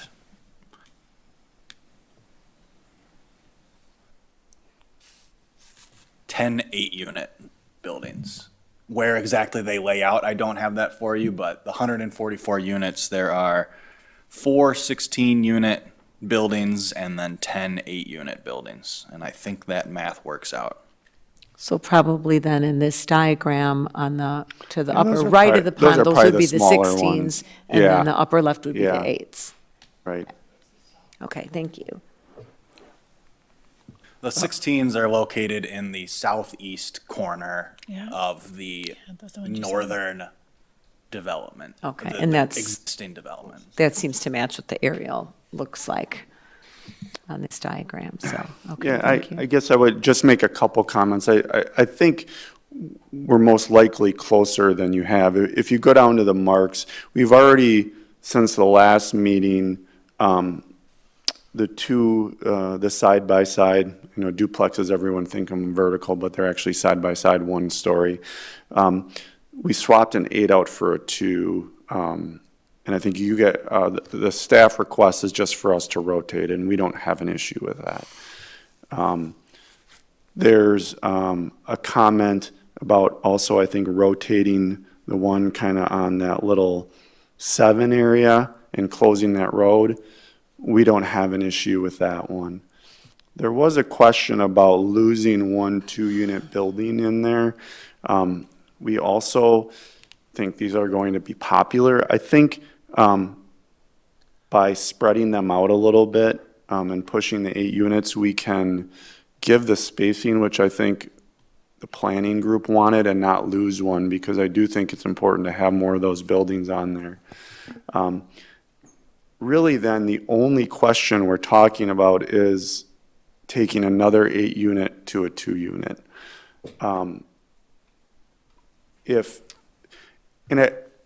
We can certainly talk about that, and if that helps us move forward, I think we can. We've taken a lot of units out of it. Bob's not here, but we do have to move it forward. So I think of like ripping everything apart. We've done a lot of work with staff to get very, very close, and you are going to have another kick at it and to pick little pieces apart, but I think we're very, very close on the layout as far as we've gone, and I think maybe even And I don't know if we say a minimum of 9 2-units, but up to 11. Maybe there's some middle ground where we're literally just talking about one building here. I think if you look at the transition, when we bring the 2-unit up, it's really pushing more into the 8. If the difference of 6 units is critically important to this group, it's fine. But I do think we've made significant progress, and these are really just very little planning items, and I can come back and turn it so you can see it. But the concept of the transition and how we're working through the site is still there, and us moving, if I move these buildings 10 feet at this scale, you won't even notice it, and you will have another look at it. So I do think we're there. If you want us to come back, we will, but I do think from a staff perspective and from a developer, we're there. We still got a ton of work to do. So maybe there's a path forward, and it might not have everybody that we could move it forward. So that's it. We've done a lot of work, and we've continued to kind of transition it, and we really don't have huge comments about issues with the comments brought together in these recommendations. There's some general comments about how County V make it more safe. That's a county highway, so we don't expect there to be bringing a lot of traffic. So we're planning to bring a sidewalk in there, but we can't. Some of that wording's a little general, like we'll work with staff to do what's appropriate and what can be approved by the county at the intersection. But I think we've shown that we are a partner and willing to listen, and hopefully we can move forward tonight. Ms. Curler, can I just run through a couple things here real quick, just so we're on the same page of what came out of this markup? Sure. So we did hear a lot from the neighbors about the transition, especially right behind their homes. Earlier iterations had 5 duplexes behind there. This last iteration shown a 6. We're saying remove that 6, make it 5, spread them out again. Move that 6th one and replace the 8-unit building here in the middle with it, okay? Reorient that. See how you have driveway and such back here? You remove this 8, you reorient this duplex so it's facing the others, and the new duplex goes up here and it's facing outward, right? All of this can become grass again. All of this can become grass. Unless the fire department says they need an access for these 8 units, this could dead end here. And you don't have people driving through the back. So you have these duplexes, you would have these 3 duplexes here, and their backyards would all face each other, right? That's the goal behind this. As I said, they did move an 8-unit up and bring a 2-unit in. We're saying just reorient this so it's facing forward. So their backyard isn't facing they don't have this yard facing the side. The people in their backs aren't, it's a weird configuration. So backyards are oriented the same way. And it doesn't really change any of this. Those are really the big changes that were coming out of this. So if that kind of paints a clearer picture for you. I think sometimes in the staff end, we're so used to doing this that we can see that in our head, inevitably. So, Thank you, Justin. Michelle? I think for me, I am fine with a variety. And I understand the transition piece and trying to bring it from what's happening up in Rock Creek and then bringing it down into that neighborhood. Personally, I would love to see less of, like I personally would like to see where there's a 6 or 4-unit, or if it's row housing or something, so that it isn't necessarily the same look as what's happening in Rock Creek and just a continuation of that. Simply because there's a couple of things. One of them is I would like to be able to provide housing that is more accessible to more people. And giving that ranch style is great, but there are other types of housing that can provide those types of services as well. And we have an aging population, so I want to be cognizant of that. And sometimes apartments are just not for that. And I worry that if we have too many of those multi-unit buildings, a lot of the concerns that our constituents have about there being too many apartments, too many multi-house areas, it's going to just exacerbate the problem rather than show them that actually what we want to do is provide a variety. It just looks different. Then you can have 8 units, but how does that look is what I'm thinking about.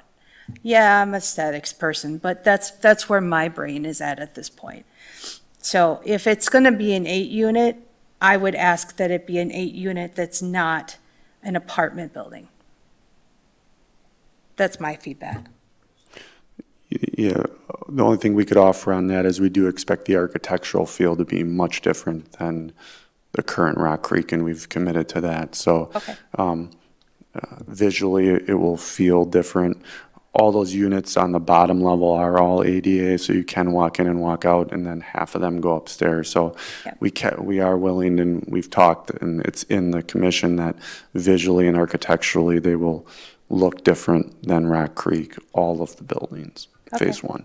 Yeah, Dustin, can you touch on the control? Yeah. I guess the input the council will have into design aspects if this proceeded Yeah. to the PIP, if the council wants to hear it. Yeah, the PDD process is, right, concept, general development plan, precise implementation plan. Think of it in terms of, on a single family, concept, preliminary plat, final plat, right? The preliminary plat is saying to the developer, we understand how this is going to lay out, and if you bring something forward that is generally in alignment with this, it'll be approvable.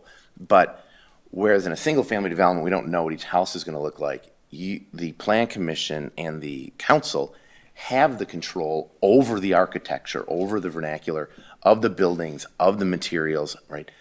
Whether something's a walk-up or a traditional suburban set, whatever it might be, that is absolutely going to be in the hands of the plan commission and the council. They will need to come back, and we did make this clear through all of the staff reviews on types of housing products that would be acceptable for what we're looking for out here. At this stage, right, it's lines on paper. They have an understanding from, internally on topography and how things are going to drain and where utilities are going to go. But they haven't designed all of that yet because that's where it gets really expensive, right? So the goal here is to get them to a point where they know what the yield is going to be on this site, where the general footprints of buildings are going to be, where roadways and such are going to be, so they can sharpen their pencil. But yes, they must come to the Plan Commission, and I'll say sell them on the building styles that they are proposing, whether it's the duplexes, the 8plexes, or the larger, and then ultimately it gets reviewed and approved by you as well. So caveat that, it may not necessarily come specifically to the Plan Commission. I'd have to go back and look at the code. Haven't looked at that. But it is in the Plan Commission's hands absolutely about what the architecture will be, and the city retains that level of control. Okay. Mr. Carr, one other item that is on was the planners and the Plan Commission's recommendations was relocating the sidewalks, and I wanted to see if you had any concerns about that, or if that would be something that Mr. Mangan is amenable to. I think it's fine.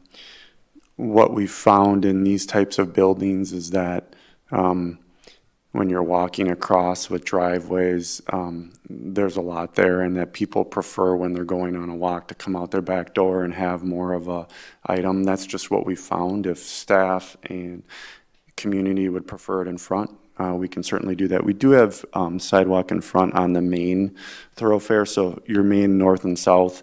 And I think that will be nice as kind of people going through. So it's kind of two different, our original thought was two different areas. You've got, if you're kind of going through or want to do something, you'd be in front, but then you also have this area where if you wanted to take a walk where you had the berms in the back. But to us, that's fine.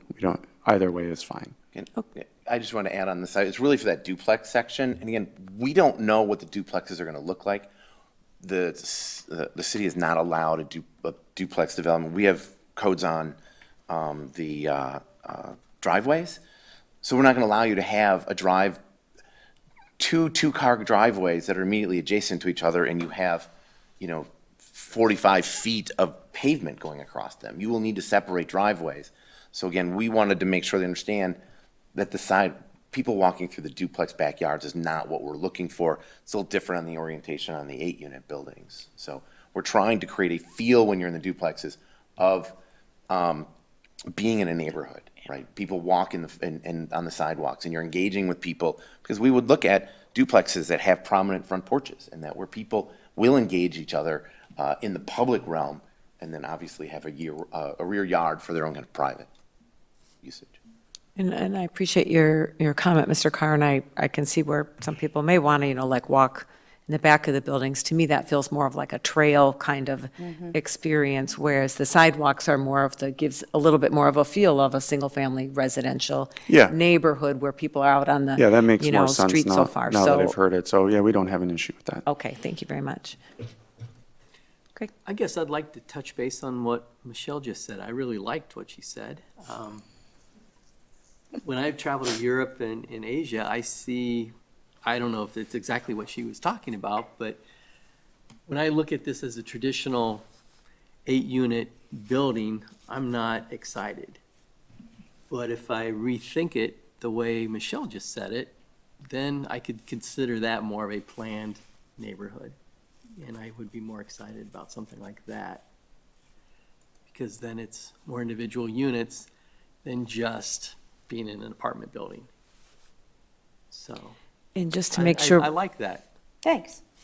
So to make sure we're all clear and giving clear feedback, are you talking about sort of the architectural aspect of it, that it doesn't look like a flat face of an apartment building, that it maybe looks more like townhomes or separate More of like a units? well, everyone could define townhomes Townhome differently, differently, but I'm kind of looking like single unit row housing type things, so. But to get back to what city staff was saying, in that those are all things that we can come back to later. So with that in mind, and my stupid computer decided to take a sleep, I would like to, okay, Michelle, come up with the words. Move to approve Ordinance 1286, amending City of Lake Mills Ordinance, official zoning map, City of Lake Mills, Wisconsin. Is there a second? Mr. Coots will second. Okay, we have a motion by Michelle Quednow, second by Greg Coots to adopt ordinance 1286. Is there any further discussion? Okay, seeing none. Misty, would you please call the roll on ordinance 1286? Mr. Coots? Aye. Mr. Waters? No. Ms. Curler? Aye. Ms. Schmager? Aye. Ms. Quednow? Aye. Motion passes 4-1. Okay, thank you. So then I'd like to go on to letter K, which is sort of the companion piece. That's Resolution 25-82. Misty, would you read that for us? City Council Resolution 25-82, General Development Plan Declarations and Findings. Petitioner Robert Mangan, Northern Management Company. General Development Plan to allow a planned development district on the vacant land east of Brewster Drive and northeast of Tyranena Park Road, Lake Mills, Wisconsin. Parcel identification number 246-0714-0734-025. Thank you. So we've had quite a bit of discussion already on some of the features, I think, of the general development plan. But so before we have a motion, are there any other comments that people would like or questions for our planner or city staff or Mr. Carr? Do we want to summarize, some of the feedback that we've had?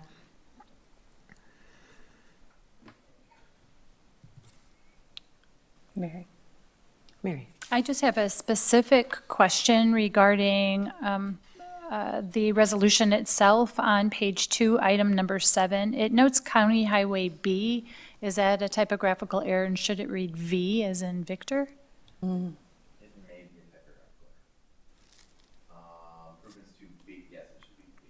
Okay, thank you.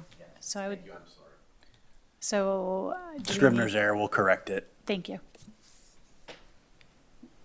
So I think some of the feedback that we have given, well, number one, I didn't hear any objection to the staff feedback and what the Plan Commission recommended. So I think that generally council seemed to be in support of of those recommendations. Also, we heard some additional feedback on maybe one more large unit building, one or two being converted to duplexes, architectural features that would make it feel more like a neighborhood.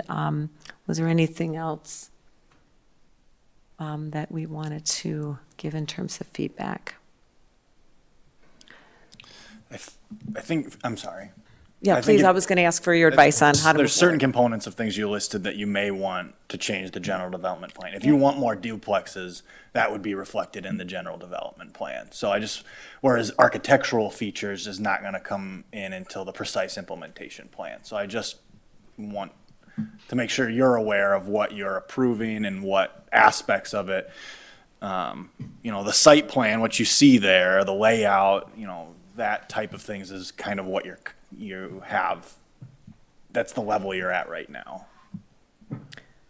Okay, thank you, that's helpful. And we did have some comments early on that some council members felt it would be helpful to visualize, what the plan would look like with the changes that the Plan Commission asked for. So would it be most appropriate then to table this and ask for it to be returned with the updates that the council has requested? I think you'd have to make clear what your requested updates are. I think you probably want to formalize what those are in some way. If they're consistent with the recommendations that we've heard, because they are, then we plan to make those changes. So we would literally just be changing the lines, if that's still a challenge. But we're generally agreeing to all of them. Yeah, I think it would be if you have changes in addition to what's outlined in the attached map to the resolution. Those are the things I think you'd want to specify. I don't think the kind of the staff comments that have been made are, the developer hasn't objected to those in these meetings. It's if you had additional feedback that you wanted to see in the general development plan.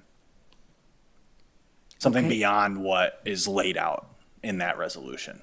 Okay, so there's a document it's on the screen now as an appendix, but that's its own separate document, overall site plan, and that has in red the recommendations from the city planner that the Plan Commission also recommended, right? And so if we would approve this resolution tonight without any changes, that would be what we would be asking for, correct? Okay, so how do we don't want to deny it, though, if we want to change, right? How would we go about seeking any further changes?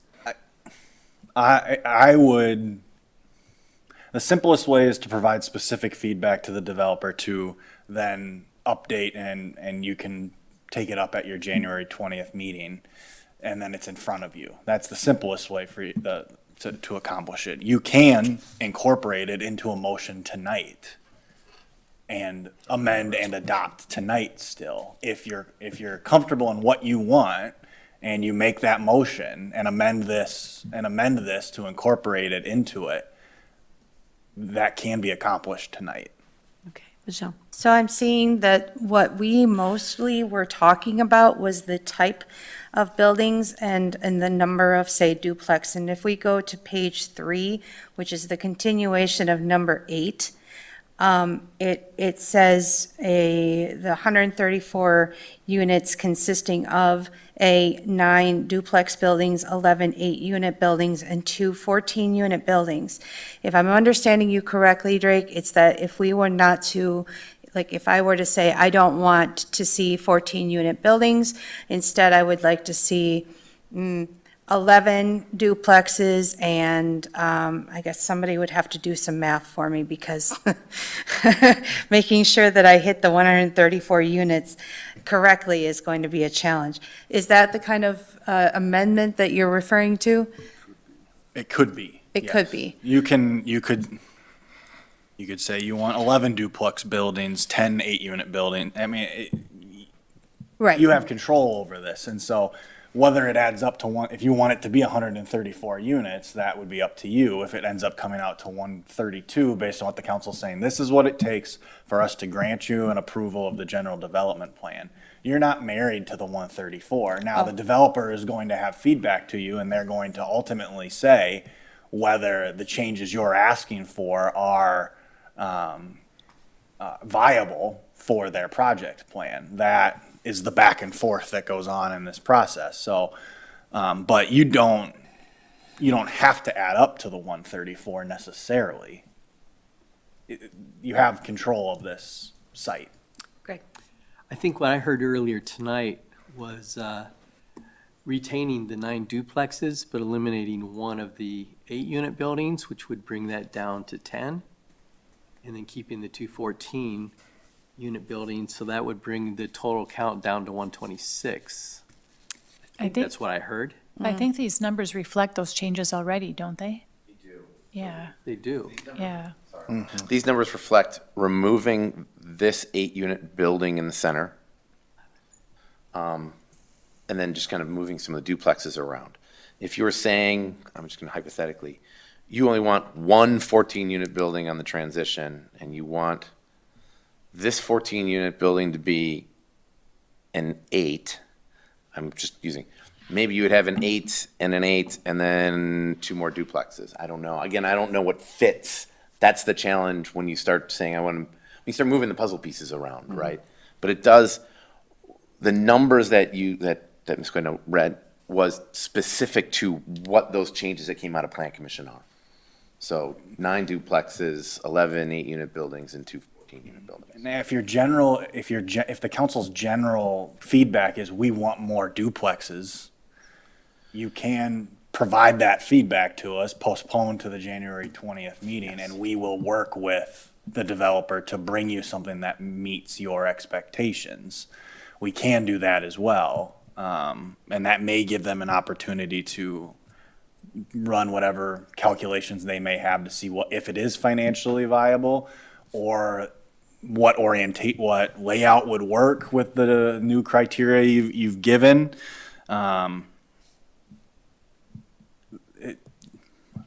The floor is yours, right, on how you want to see this and what brings you to a comfort level to adopt. Yeah, there is some confusion now that I looked at the map. There is 12 8 buildings there, so it would come down to 11. Yeah. But it's just kind of a mishmash of, we don't have one presentation package that matches at this point. Yeah. And I have a hard time voting on it at this point based on that. Because what's right, what's wrong? That's what I was saying at the beginning. Is there an updated map where there's not all these red lines to have to navigate? And, you guys know how to read those, not trained in that. So, like I said a while ago, I would like to potentially table this with the understanding that we would get an updated development plan picture, as well as an idea of, how this is all going to get laid out. Because as Greg was saying, it'll be a lot easier to say, oh yeah, this looks good, right? But we can't do that right now.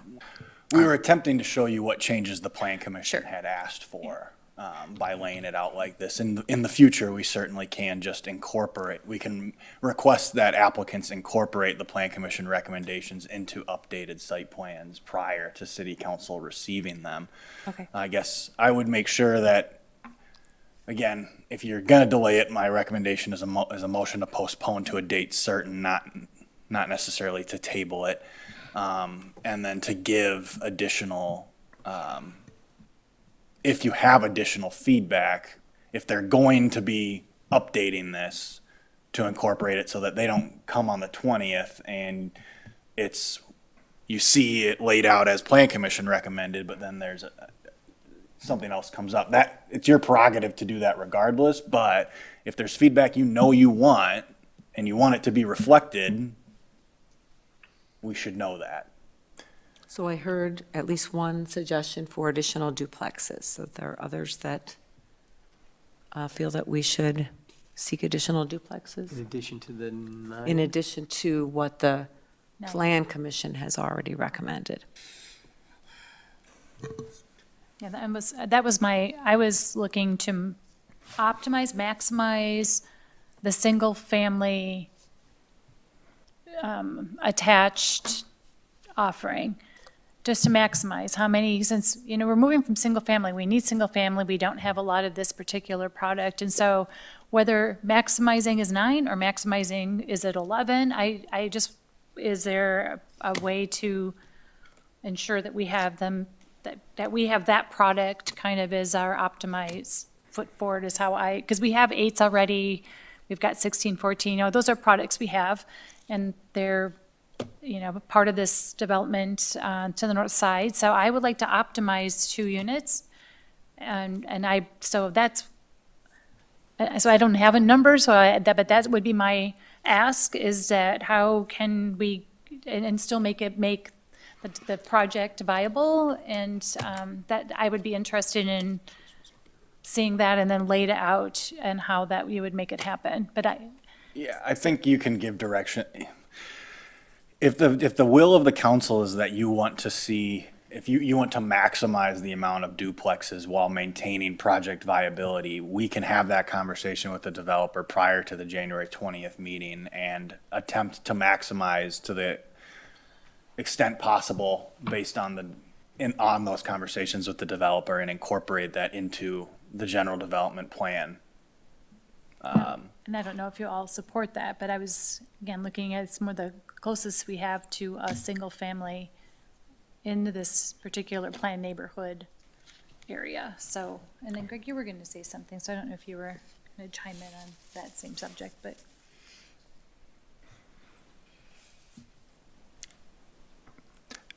No, and I think Greg Waters was going to say something about what you just said. We should keep going with that line of thought. Nancy? No? I guess I'm okay with the 9, as long as we treat the 8-unit buildings in a fashion that allows it to,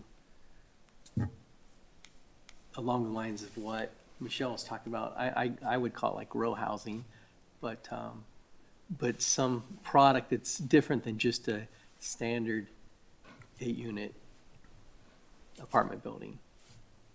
So more about the look and feel than the number I think that would of change the buildings feel of in the the unit. neighborhood, and I would Okay. be okay with the duplex, the Okay. 9 duplexes, if we do something about the 8-unit buildings.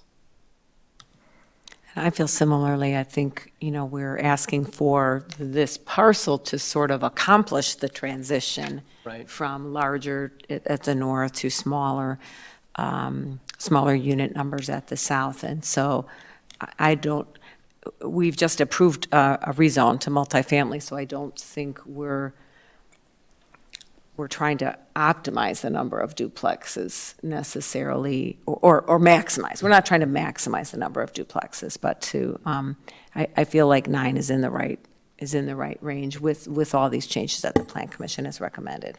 Do we want to keep the 14 units? 14-unit buildings? Yeah. Do you? No, but that's me.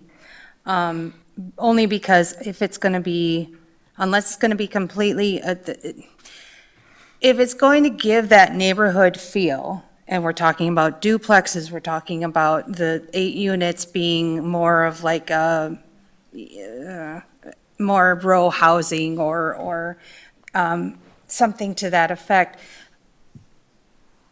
I'm not sure how you can do that with a 14 unit. So personally, it feels like it would be maybe something of not an eyesore, but another word for it that I can't think of right now. Like it would be almost out of place. But I would be willing to take a look at what you can do, knowing that those are what I'm thinking about. Like, I just don't know if it would be a good fit if we're thinking of doing the other things, but I'm willing to be wrong. I heard Mr. Carr say that their intention is to design the architectural features and exterior materials and so forth of these very differently than the development to the north. So I think we would be expecting to see that with the precise implementation plan. Yes, you've made it clear that you want to see some different architectural pieces. We can certainly look at the row homes. I do think we've hit a good point with the density pieces. We need some of the buildings to make up for some of the other Okay. pieces. So losing the 14s, that would not be something we could do at this point.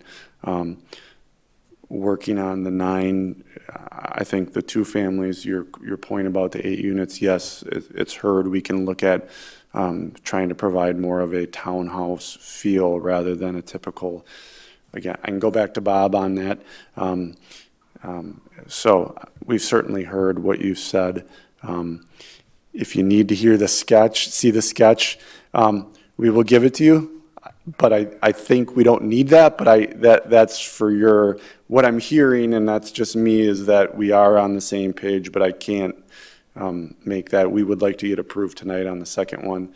If not, we'll be back here in January.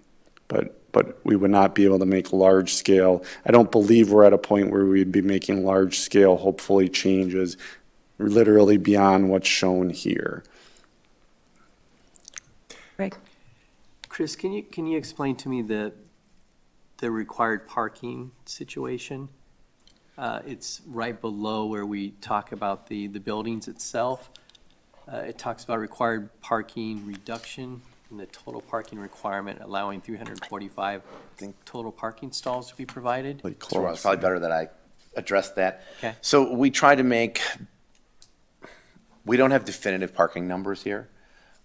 We tried to estimate the amount of parking being provided based on what's shown, and the understanding of some attached and detached garages that are being provided. We did want to earmark that it will be slightly below what the code allows, and so we need to do that with part of the general development plan, is outline where we think they are going to need flexibility or exceptions. Right? It appears all the bulk regulations, setbacks and such, green space will meet all the requirements, but parking was one that was below. So we were trying to call out that there will likely be parking below the code, but until we get a precise implementation plan, I'm only making a best estimate based on this level of documentation.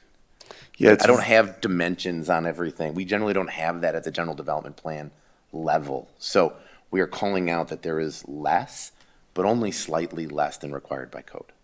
So is the code 345? What's that, 345? 350, and we had 345. The big difference is we were actually providing more indoor than the code requires, yes. which is opposite what developers usually do. I talked to Bob about that.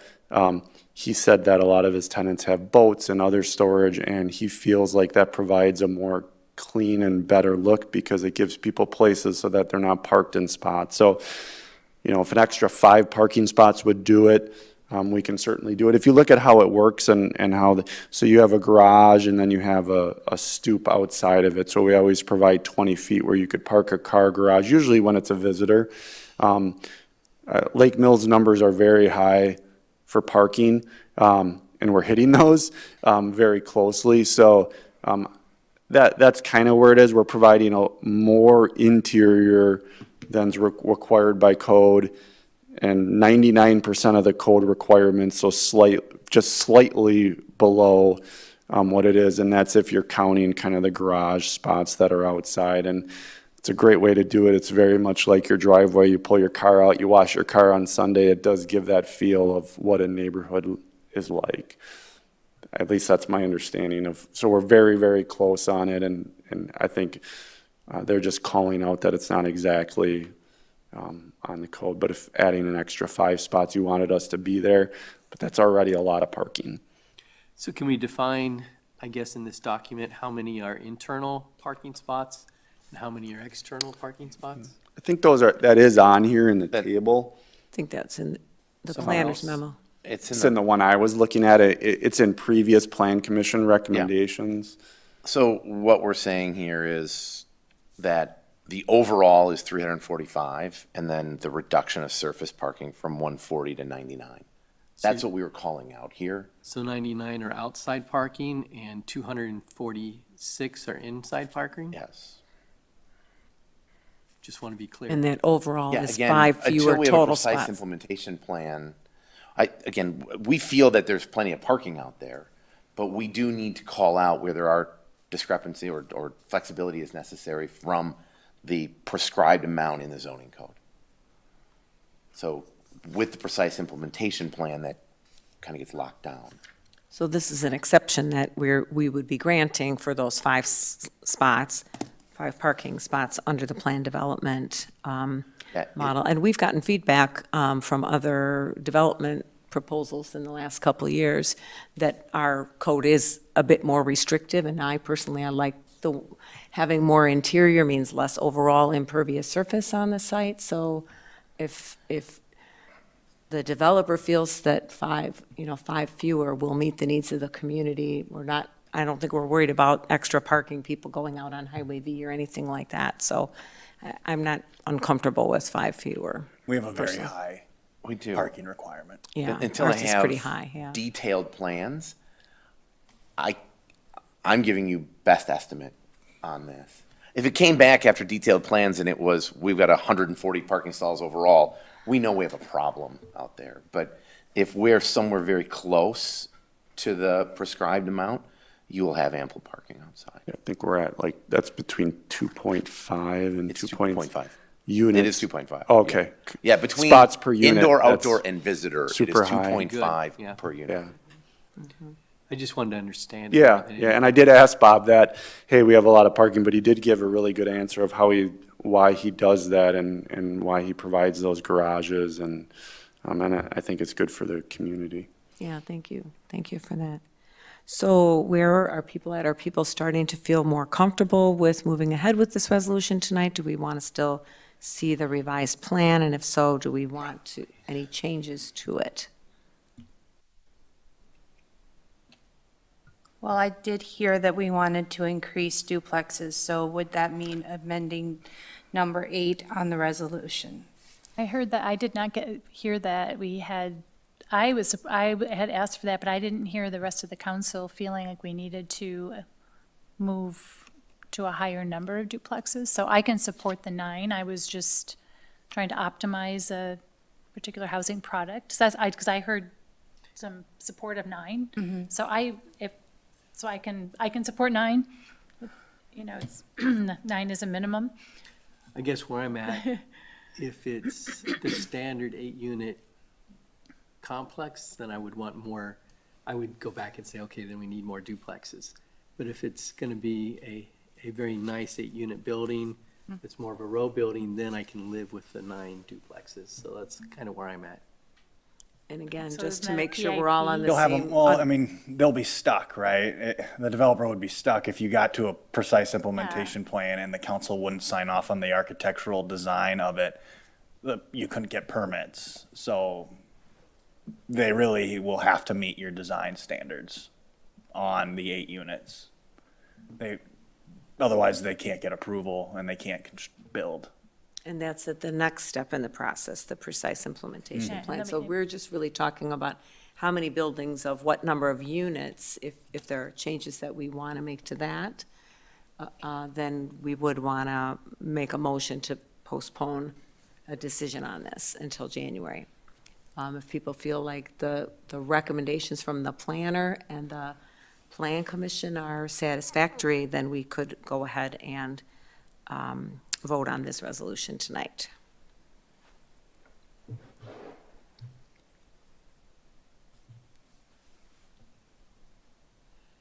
Everyone's silent. As I stated earlier, I am happy with the work that the Planning Commission has done. And I think with a lot of the discussion we've had here, it's brought out how close we are, and it seems like numbers are acceptable. So I would move that we adopt Resolution 2582, the General Development Plan, as written.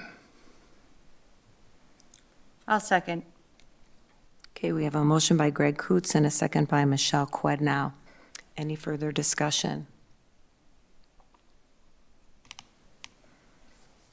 And then what we have up on the screen is part of the resolution, so that includes the recommended changes from the Plan Commission. Okay, no further discussion. Misty, would you please call the roll on Resolution 25-82? Mr. Waters? No? Ms. Curler, Aye. Ms. Schmager, Aye. Ms. Quidnow, Aye. Mr. Coots. Aye. Motion passes 4-1. Thank you. Thank you, Mr. Thank you. Carr. We'll see you in the future. Thank you. Happy holidays. Okay, so we juggled things around a bit, so I'd like to go back to the beginning of the council business and catch up. So we're back to letter B, which is appointment of election inspectors. And Misty's prepared a memo and a list for us. Misty, do you want to go through this for us? Or do people have questions? Everything is pretty much in the memo. The appointment has to occur no later than December 31st of odd number years for the next 2-year cycle.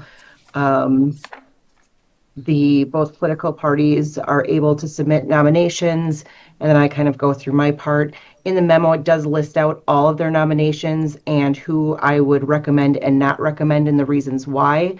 The non-recommendations are simply because people decline, don't live in the area, aren't actually eligible. But those that did fit, I did bring forward. There was 2 from the Republican Party, and then the rest are filled by unaffiliated appointments. My nominees, all of my nominees would be returning election inspectors who've been through training and elections in the past.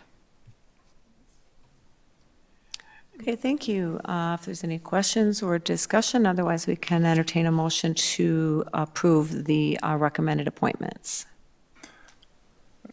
I would motion to approve the recommended appointments. Second. Motion by Greg Coots. I think I heard Mary Schmager second that one first. Any further discussion? Just real quick, I wanted to say thank you to Misty for all the notes that she put in that memo. I didn't know what this was when I saw it, and it was very easy to understand by the end of her memo, so. Good. Any other questions, comments? If not, can you, Misty, please call the roll on the appointment of election inspectors? Sure. Ms. Kluwer, would you mind if I just list them off for the record? no, Because I please, go didn't ahead. prepare a formal resolution. Sure, So go for the ahead. 2026, 2027 city clerk recommended election inspector appointments, Republican Kay Gies and Amy Hurdle, unaffiliated Jen Christian, Jason Palmquist, Ginger Hartman, Ann Schufs Hunt, Peg Stores, Carrie Buckholtz, Marianne Hauser, Susan Niesman, Michael Niesman, Dana Ostrowski, Jane Harburg, Tara Lucky, Dan Sitzler, Susan Maloney, and Mary Lou Herbst. And then for roll call, Ms. Curler, Aye. Ms. Schmager, Aye. Ms. Quidnow, Aye. Mr. Coots, Aye. Mr. Waters. Aye. Motion passes 5-0. Thank you. Our next item is Resolution 25-74. Misty, would you read that for us? Resolution 25-74, Joint Powers Agreement, County 911 Emergency System. This is an annual agreement required by state statute to file with the county, who then files with the Attorney General's office. Requires approval so that I can execute the agreement. I move to approve Resolution 25-74, Joint Powers Agreement, County 911 Emergency System. Second. We have a motion by Michelle Quidnow, second by Greg Waters. Any discussion? Okay, seeing none, Misty, please call the roll on Resolution 25-74. Ms. Schmager, Aye. Ms. Quidnow, Aye. Mr. Coots, Aye. Mr. Waters, Aye. Ms. Curler. Aye. Motion passes 5-0. Thank you. Next item is Resolution 25-75. Misty, would you please read that for us? City Council Resolution 25-75, resolution amending City of Lake Mills Shared Ride Taxi Program Agency Fare. Thank you. Misty, you want to give us a quick overview on this? Sure. Again, this is a memo kind of with a lot more details, but essentially what this is the agency fare for the shared ride taxi program. We've been at $6.10 per trip for, I believe, at least 12 or 13 years. We did go through a recent DOT management performance review, And they did include a high priority recommendation to reevaluate the agency fare structure. We can also evaluate some of our other public fares, but this is specifically on the agency fare only, so it doesn't require a public hearing. It just supports the financial sustainability and better aligns Lake Mills with other agency fares in the region. I will note that in my memo, I do have an error. When I originally put it together, I was using the data that Running provided me of all of their systems. And then I went back and I just brought it down to the brown cab, which was more of our region. So I did say that even with the proposed increase to 10, that we would remain below the regional median. It would actually be a little bit above the median, but still within the market range. So my recommendation would be $10 based on that, but it would be up to you guys to decide. And the resolution has the $10 as the increased amount. Correct. I move to approve City Council Resolution 25-75. Second. So we have a motion by Greg Waters, seconded by Mary Schmager. Any discussion? I do. Michelle? I kind of feel like going from $6.10 to 10 is a big jump for some of our constituents, considering the ones that would be using it. I mean, this may be a hardship for them, and it's already a hardship that they have to take the taxi, let alone the additional $4. Now, it may not seem like a lot, and I know that we haven't done an increase for quite some time, but I'm wondering if, in looking at the brown cab rates from local areas, with Jefferson is 8, and then consequently Fort Atkinson is 12, and I'm just wondering if it would be more of an idea to go more into $8 instead, or $9. I don't know why I'm making $1 of a difference, but I just feel like it would be a big jump. So just to clarify this, go ahead, Misty. Oh, okay, just to clarify, and I'm assuming, Drake, that you're going to kind of go along the same lines. This is for the agency fare increase only, not the public fare increase. So what you were referring to for the constituents is public fares. So if we wanted to increase those, which we haven't done in 12 years, especially to that point, the sensitivity of, the cost of that, we can look at that, but this is just for agency fares. These are for Medicaid managed care organization, human service organization trips. With those fares, the agency fares, you try to retain the actual cost of the trip, and they're paying for it, not an individual, and they're typically using their grant dollars. So that's why it's a recommendation of DOT to increase the agency. Thank you for the clarification. Then I take back what I said. Any further questions or discussion? Okay, seeing none. Misty, can we please call the roll on Resolution 25-75? Ms. Quedno? Aye. Mr. Coots? Aye. Mr. Waters? Aye. Ms. Curler? Aye. Ms. Schmager? Aye. Motion passes 5-0. Okay, thank you. So then I believe we did E and F, and so we're on to G, which is Resolution 25-79. Misty, would you read that title, please? City Council Resolution 25-79, authorizing the city manager to direct the treasurer to transfer funds capital budget. This allows us to bring forward funds for 2025 capital projects that were not completed and will still have payments to be made in 2026. Any discussion, or would someone like to make a motion? I move to approve City Council Resolution 25-79. Mr. Coots will second. Motion by Mary Schmaker, second by Greg Coots. Any discussion? Seeing none, Misty, please call the roll on Resolution 25-79. Mr. Coots? Aye.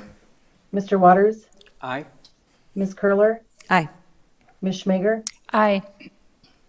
Ms. Quedno? Aye. Motion passes 5-0. Okay, next item is Resolution 25-80. Misty, would you please read that for us? City Council Resolution 25-80, resolution declaring official intent to reimburse expenditures from proceeds of borrowing. We will incur costs on capital projects that are going to be funded through the borrowing earlier than we receive the money in 2026, receive the funds in 2026. This resolution allows us to pay ourselves back for any expenditures that we have prior to the borrowing occurring. So we use unreserved funds in the short term and then pay ourselves back from borrowing? Yes, and normally this is done like the first meeting in January, but since the discussion is on the table to cancel it, I wanted to get it in, because our biggest thing coming in right away after the first of the year is the server for up here, so. Okay, okay, sounds good. Any questions or discussion? If not, I'll entertain a motion. I move to approve City Council Resolution 25-80, a resolution declaring official intent to reimburse expenditures from proceeds or of borrowing. Mr. Coots will second. Motion by Michelle Quidnow, seconded by Greg Coots. Any discussion? Seeing none, Misty, please call the roll on 25-80. Mr. Waters? Aye. Ms. Curler? Aye. Ms. Schmager? Aye. Ms. Quidnow? Aye. Mr. Coots? Aye. Motion passes 5-0. Okay, our next item is Resolution 25-81. Misty, would you please read that? City Council Resolution 25-81, authorizing the city manager to execute a revocable occupancy permit and maintenance agreement regarding TAP grant infrastructure installed on Tyranena Park Road, County Road V, as requested by Jefferson County. Oh, looks like Dwayne's coming up. Yes, we need some staff comment. Have a shot at this. So there were certain improvements that were installed across from the market in accordance with the TAP grant project that the council previously approved. That is county jurisdiction technically because it's on County Highway V. That is not designated as a local road at this point in time under Lake Mills, City of Lake Mills jurisdiction. Therefore, the county, upon the infrastructure being placed, has requested that we enter into a revocable occupancy permit, kind of akin to the revocable occupancy permits that you grant and privileges in the street. The specific items, the specific infrastructure that's covered by the permit is outlined within the terms of the permit and includes the rapid reflecting rectangular rapid flashing beacons, the sidewalks, curb ramps, detectable warning fields, cross arms, poles and bases, electric infrastructure, signage, yield and crosswalk, pavement epoxy paint markings, and then that's incorporated from the TAP grant plan set. This is kind of a typical agreement. We assume liability and responsibility for maintenance, the city does, over that infrastructure. The county absolves itself of responsibility for maintenance or potential for liability. We agree to indemnify them in the event that something goes wrong, an accident that we're sued on or something like that. Neither party abandons its privileges and arguments with regard to immunities. I guess that's kind of enough. I brought Dwayne up just in case you have any questions whatsoever about the infrastructure itself or the TAP grant project. And I'm happy to address any considerations or concerns you have with the agreement. Thank you. Any questions for staff? The agreement's pretty straightforward. I guess I have questions about the infrastructure that's being put in and for what reasons, a little bit. Can you get into that a little bit? Sure. So the infrastructure is actually existing. And it's the crosswalk in front of on County Trunk Highway V, in front of the grocery store. Right. And so the term rapid reflective beacon, that's the flashing. If you press the button, the lights flash, letting drivers know that there's a pedestrian looking to cross the street. The cross arms and signs, there's an overhead cross arm sign. If you look at the plan set, it shows, I think it's on page 3, shows those overhead. There's a post on each side with an overhead sign that says there's a pedestrian. The epoxy pavement markings, that would be your crosswalk rather than paint. Epoxy is the type of paint that is used. Other terms, detectable warning fields, that's when you're looking at a handicap ramp, that's the steel plate that's in a handicap ramp. Any other questions? Am I answering your question, Mr. Waters? Yeah. Why were those put in where they were? So typically RFBs are put in when you have crossings for pedestrians at a mid-block location. So you don't have a stop condition. And so these RFBs bring more attention that a pedestrian potentially is crossing in a location that you're not, as a driver, you're maybe not expecting. And so in this case, while there is an entrance to the grocery store and there's a potential entrance south in the future, it is somewhat of an intersection, but officially it's not an intersection like, say, Elm Street or Main Street. Does that answer your question? Thank you. Yeah, so the TAP grant has been fully closed out. The project's been completed. We filed for reimbursement from the state of Wisconsin, the federal government, and have received the grant funds back to us. So essentially that closed a number of gaps within the city's sidewalk network, and then this area specifically was kind of identified as an area in which pedestrians have an interest in getting to the grocery store, pedestrians able to get there. And so this, in order to kind of facilitate that safely, that rapid reflecting beacon was incorporated into the project and ultimately into the reimbursable grant program, which I believe was an 80% federally funded grant with a 20% local share. Just in addition to the Y, if I remember right, the sidewalk was extended along the south side of E from Linden Street to this point and then to cross so that pedestrians can get from the residential neighborhood. And I, for one, appreciate that because I've taken my life into my own hands too many times trying to cross V. And so this is a really nice asset, and I think it gives pedestrians the ability to get across there safely.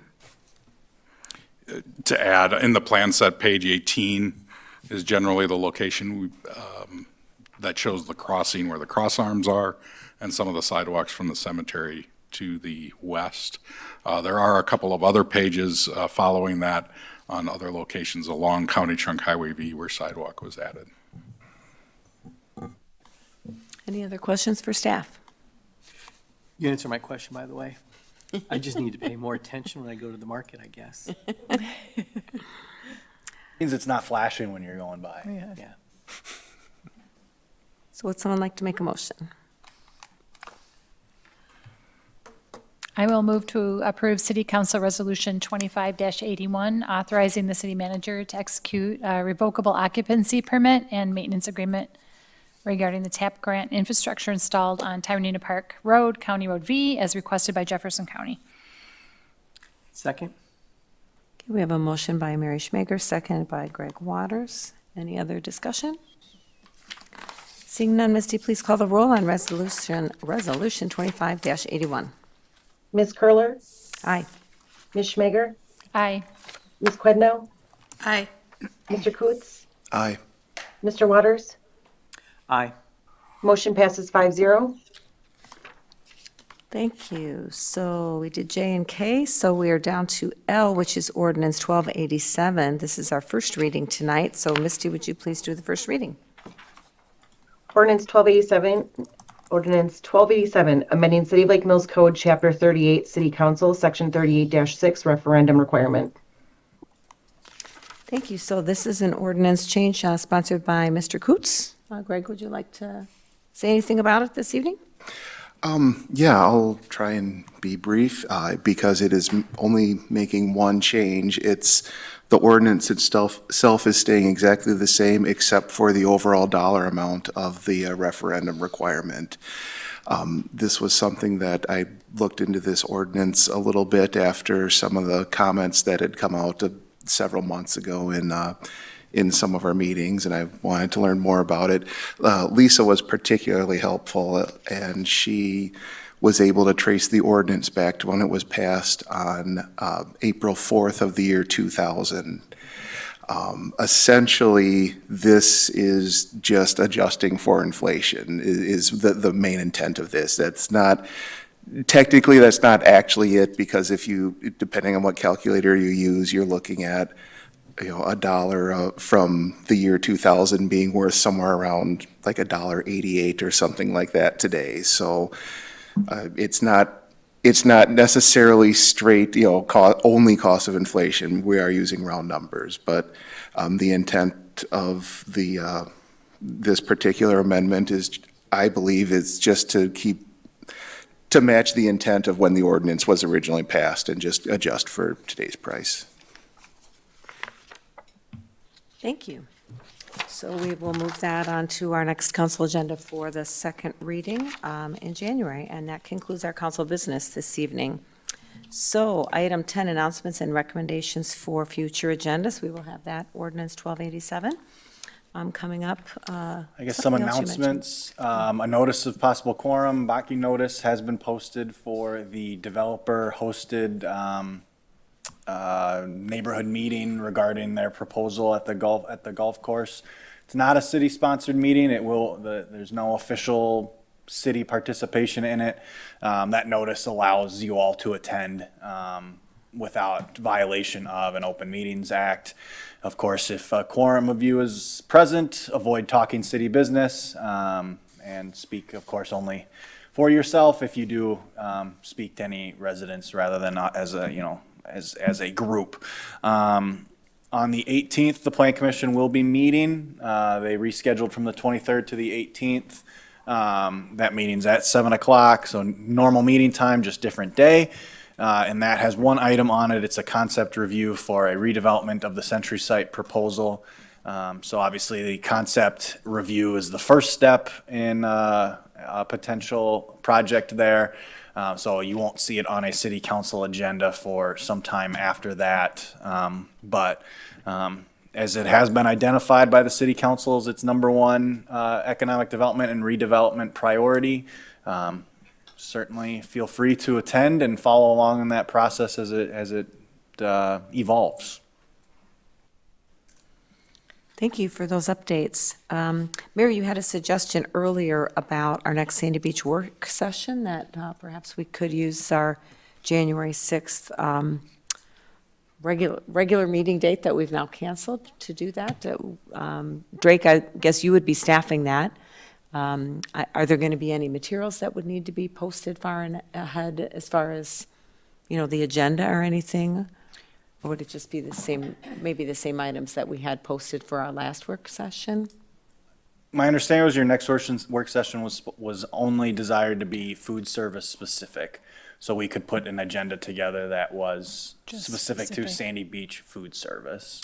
I was thinking that we were going to also just review the work that we had done on the goals, but are you thinking we aren't going to be ready for that, Mary? I know you were kind of scribing everything. Well, I sent the scribed information to Drake, so he has a copy. I just asked for him to double check on the action items and to-dos. At the end, we had some conversations, and I know he also was taking some notes. So that is completed, at least the documentation.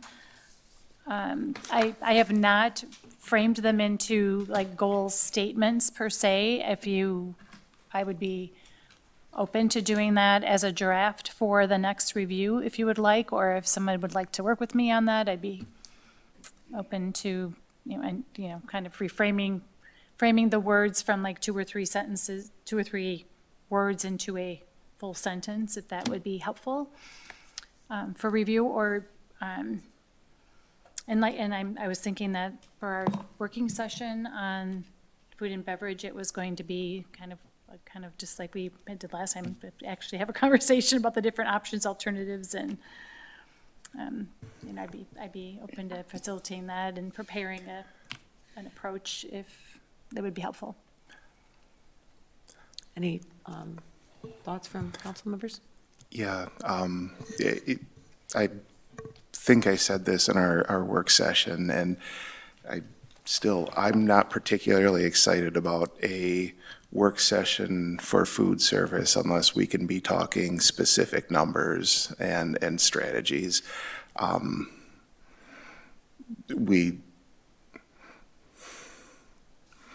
I think there's been, I think that we've gotten feedback about what not to do. We have some ideas of what can be done, and I think without discussing the specifics of how it works, it's not going to really be much of a benefit to, and it's not going to be a productive use of time to come up with how the food makes us feel, but not knowing how that's going to work. I'm good with January 6th. I was just concerned that, that you were looking forward to having January 6th off. And so I wanted to be a little cognizant of that and think about the humanity of the situation. Drake, do you want us to have our meeting on January 6th to talk about a work session, or should we move it to another date? I will be back in the office on the 6th, so Okay, I'll be available. all right. I just wanted to think And about thanks you for and your bringing family. that up. We don't have to do it on the 6th, but we do need to schedule our next work Well, since our session. calendars were So- blocked because we originally had one, which is the only reason why I Yeah, offered it yeah, up, and yeah. but I think you're asking a great question to recognize it. Well, it said cancellation of the meeting, and I was like, oh, maybe we want to not have a meeting at that point, but. I guess I would like to request, and I don't know that this would have to be a document posted with the agenda, but could we see the written up goals discussion, just to keep our minds fresh on, we had significant discussion on what we thought the overall goals for the park redevelopment would be, so I'd like to just keep that forefront in our minds. If we could spend a little time on that and then have a food service discussion. And Greg, if you, I don't know if I totally understand what you're thinking in terms of what would be productive or not productive, but if, Mary, you're going to be maybe putting something together, would you want some input from Greg? And Yeah. maybe you two can chat Well, further and just see how. I believe what Greg is saying is specific decisions, not just generalization around, are we going to offer something? What specifically is it? How much will it cost it? How would we entertain it? What kind of facility? Like you're looking, yeah, that's, I believe, where I think we should be going is getting into details regarding what we do or do not want. And then how to go after either, I don't know if we're gonna have pricing, but how you go after then getting what you need to make a final decision. Is that, for you, if you would like to share? Oh, that matches. We had a referendum at a price point that failed. The talk in the Parks Board and all along, and it seemed like most of us, when this came up, were in thinking the same thing, that we want to do something coming in underneath that price point, which was rejected. So we're looking at a smaller version, a shrunk down version, snack shack is one of the terms that the park board used, something along those lines. And that's good, but if I think we're already at that spot, and I don't need to talk about that any further unless we know how that, unless we know what's going to work. If we just know we want something roughly this scale, we know we want something roughly that scale at this point, is what I would think. Well, maybe it won't take that much time, but I do think it would be good for, and not during this agenda item tonight, because we can't do it, but just the five of us have that conversation, make sure we're all on the same page about how, what it is that we want to provide. And then we can be clear with our constituents. Yes, and at the last one, Mr. Waters brought up the idea of scaling back the proposed, the proposed restaurant that we had before, and scaling that back, making it one story, taking off some of the things that were planned for that, and seeing if that would work. And if that comes in at a cheaper price point, that would be fine and worth looking at too, but it's just, I want to do more than just arrive at, oh, we need something less than what we turned down before. We know that. All right, well, let's try to get there in a discussion in January. Anything else for announcements or recommendations for future agendas? So we will not have a city council meeting on January 6th, a regular meeting, but we will have a work session. Maybe we can see what time of day we can meet, perhaps earlier than 7. Sure. Okay. All right. Sounds good. Well, thank you, everybody. Happy holidays, and this meeting is adjourned.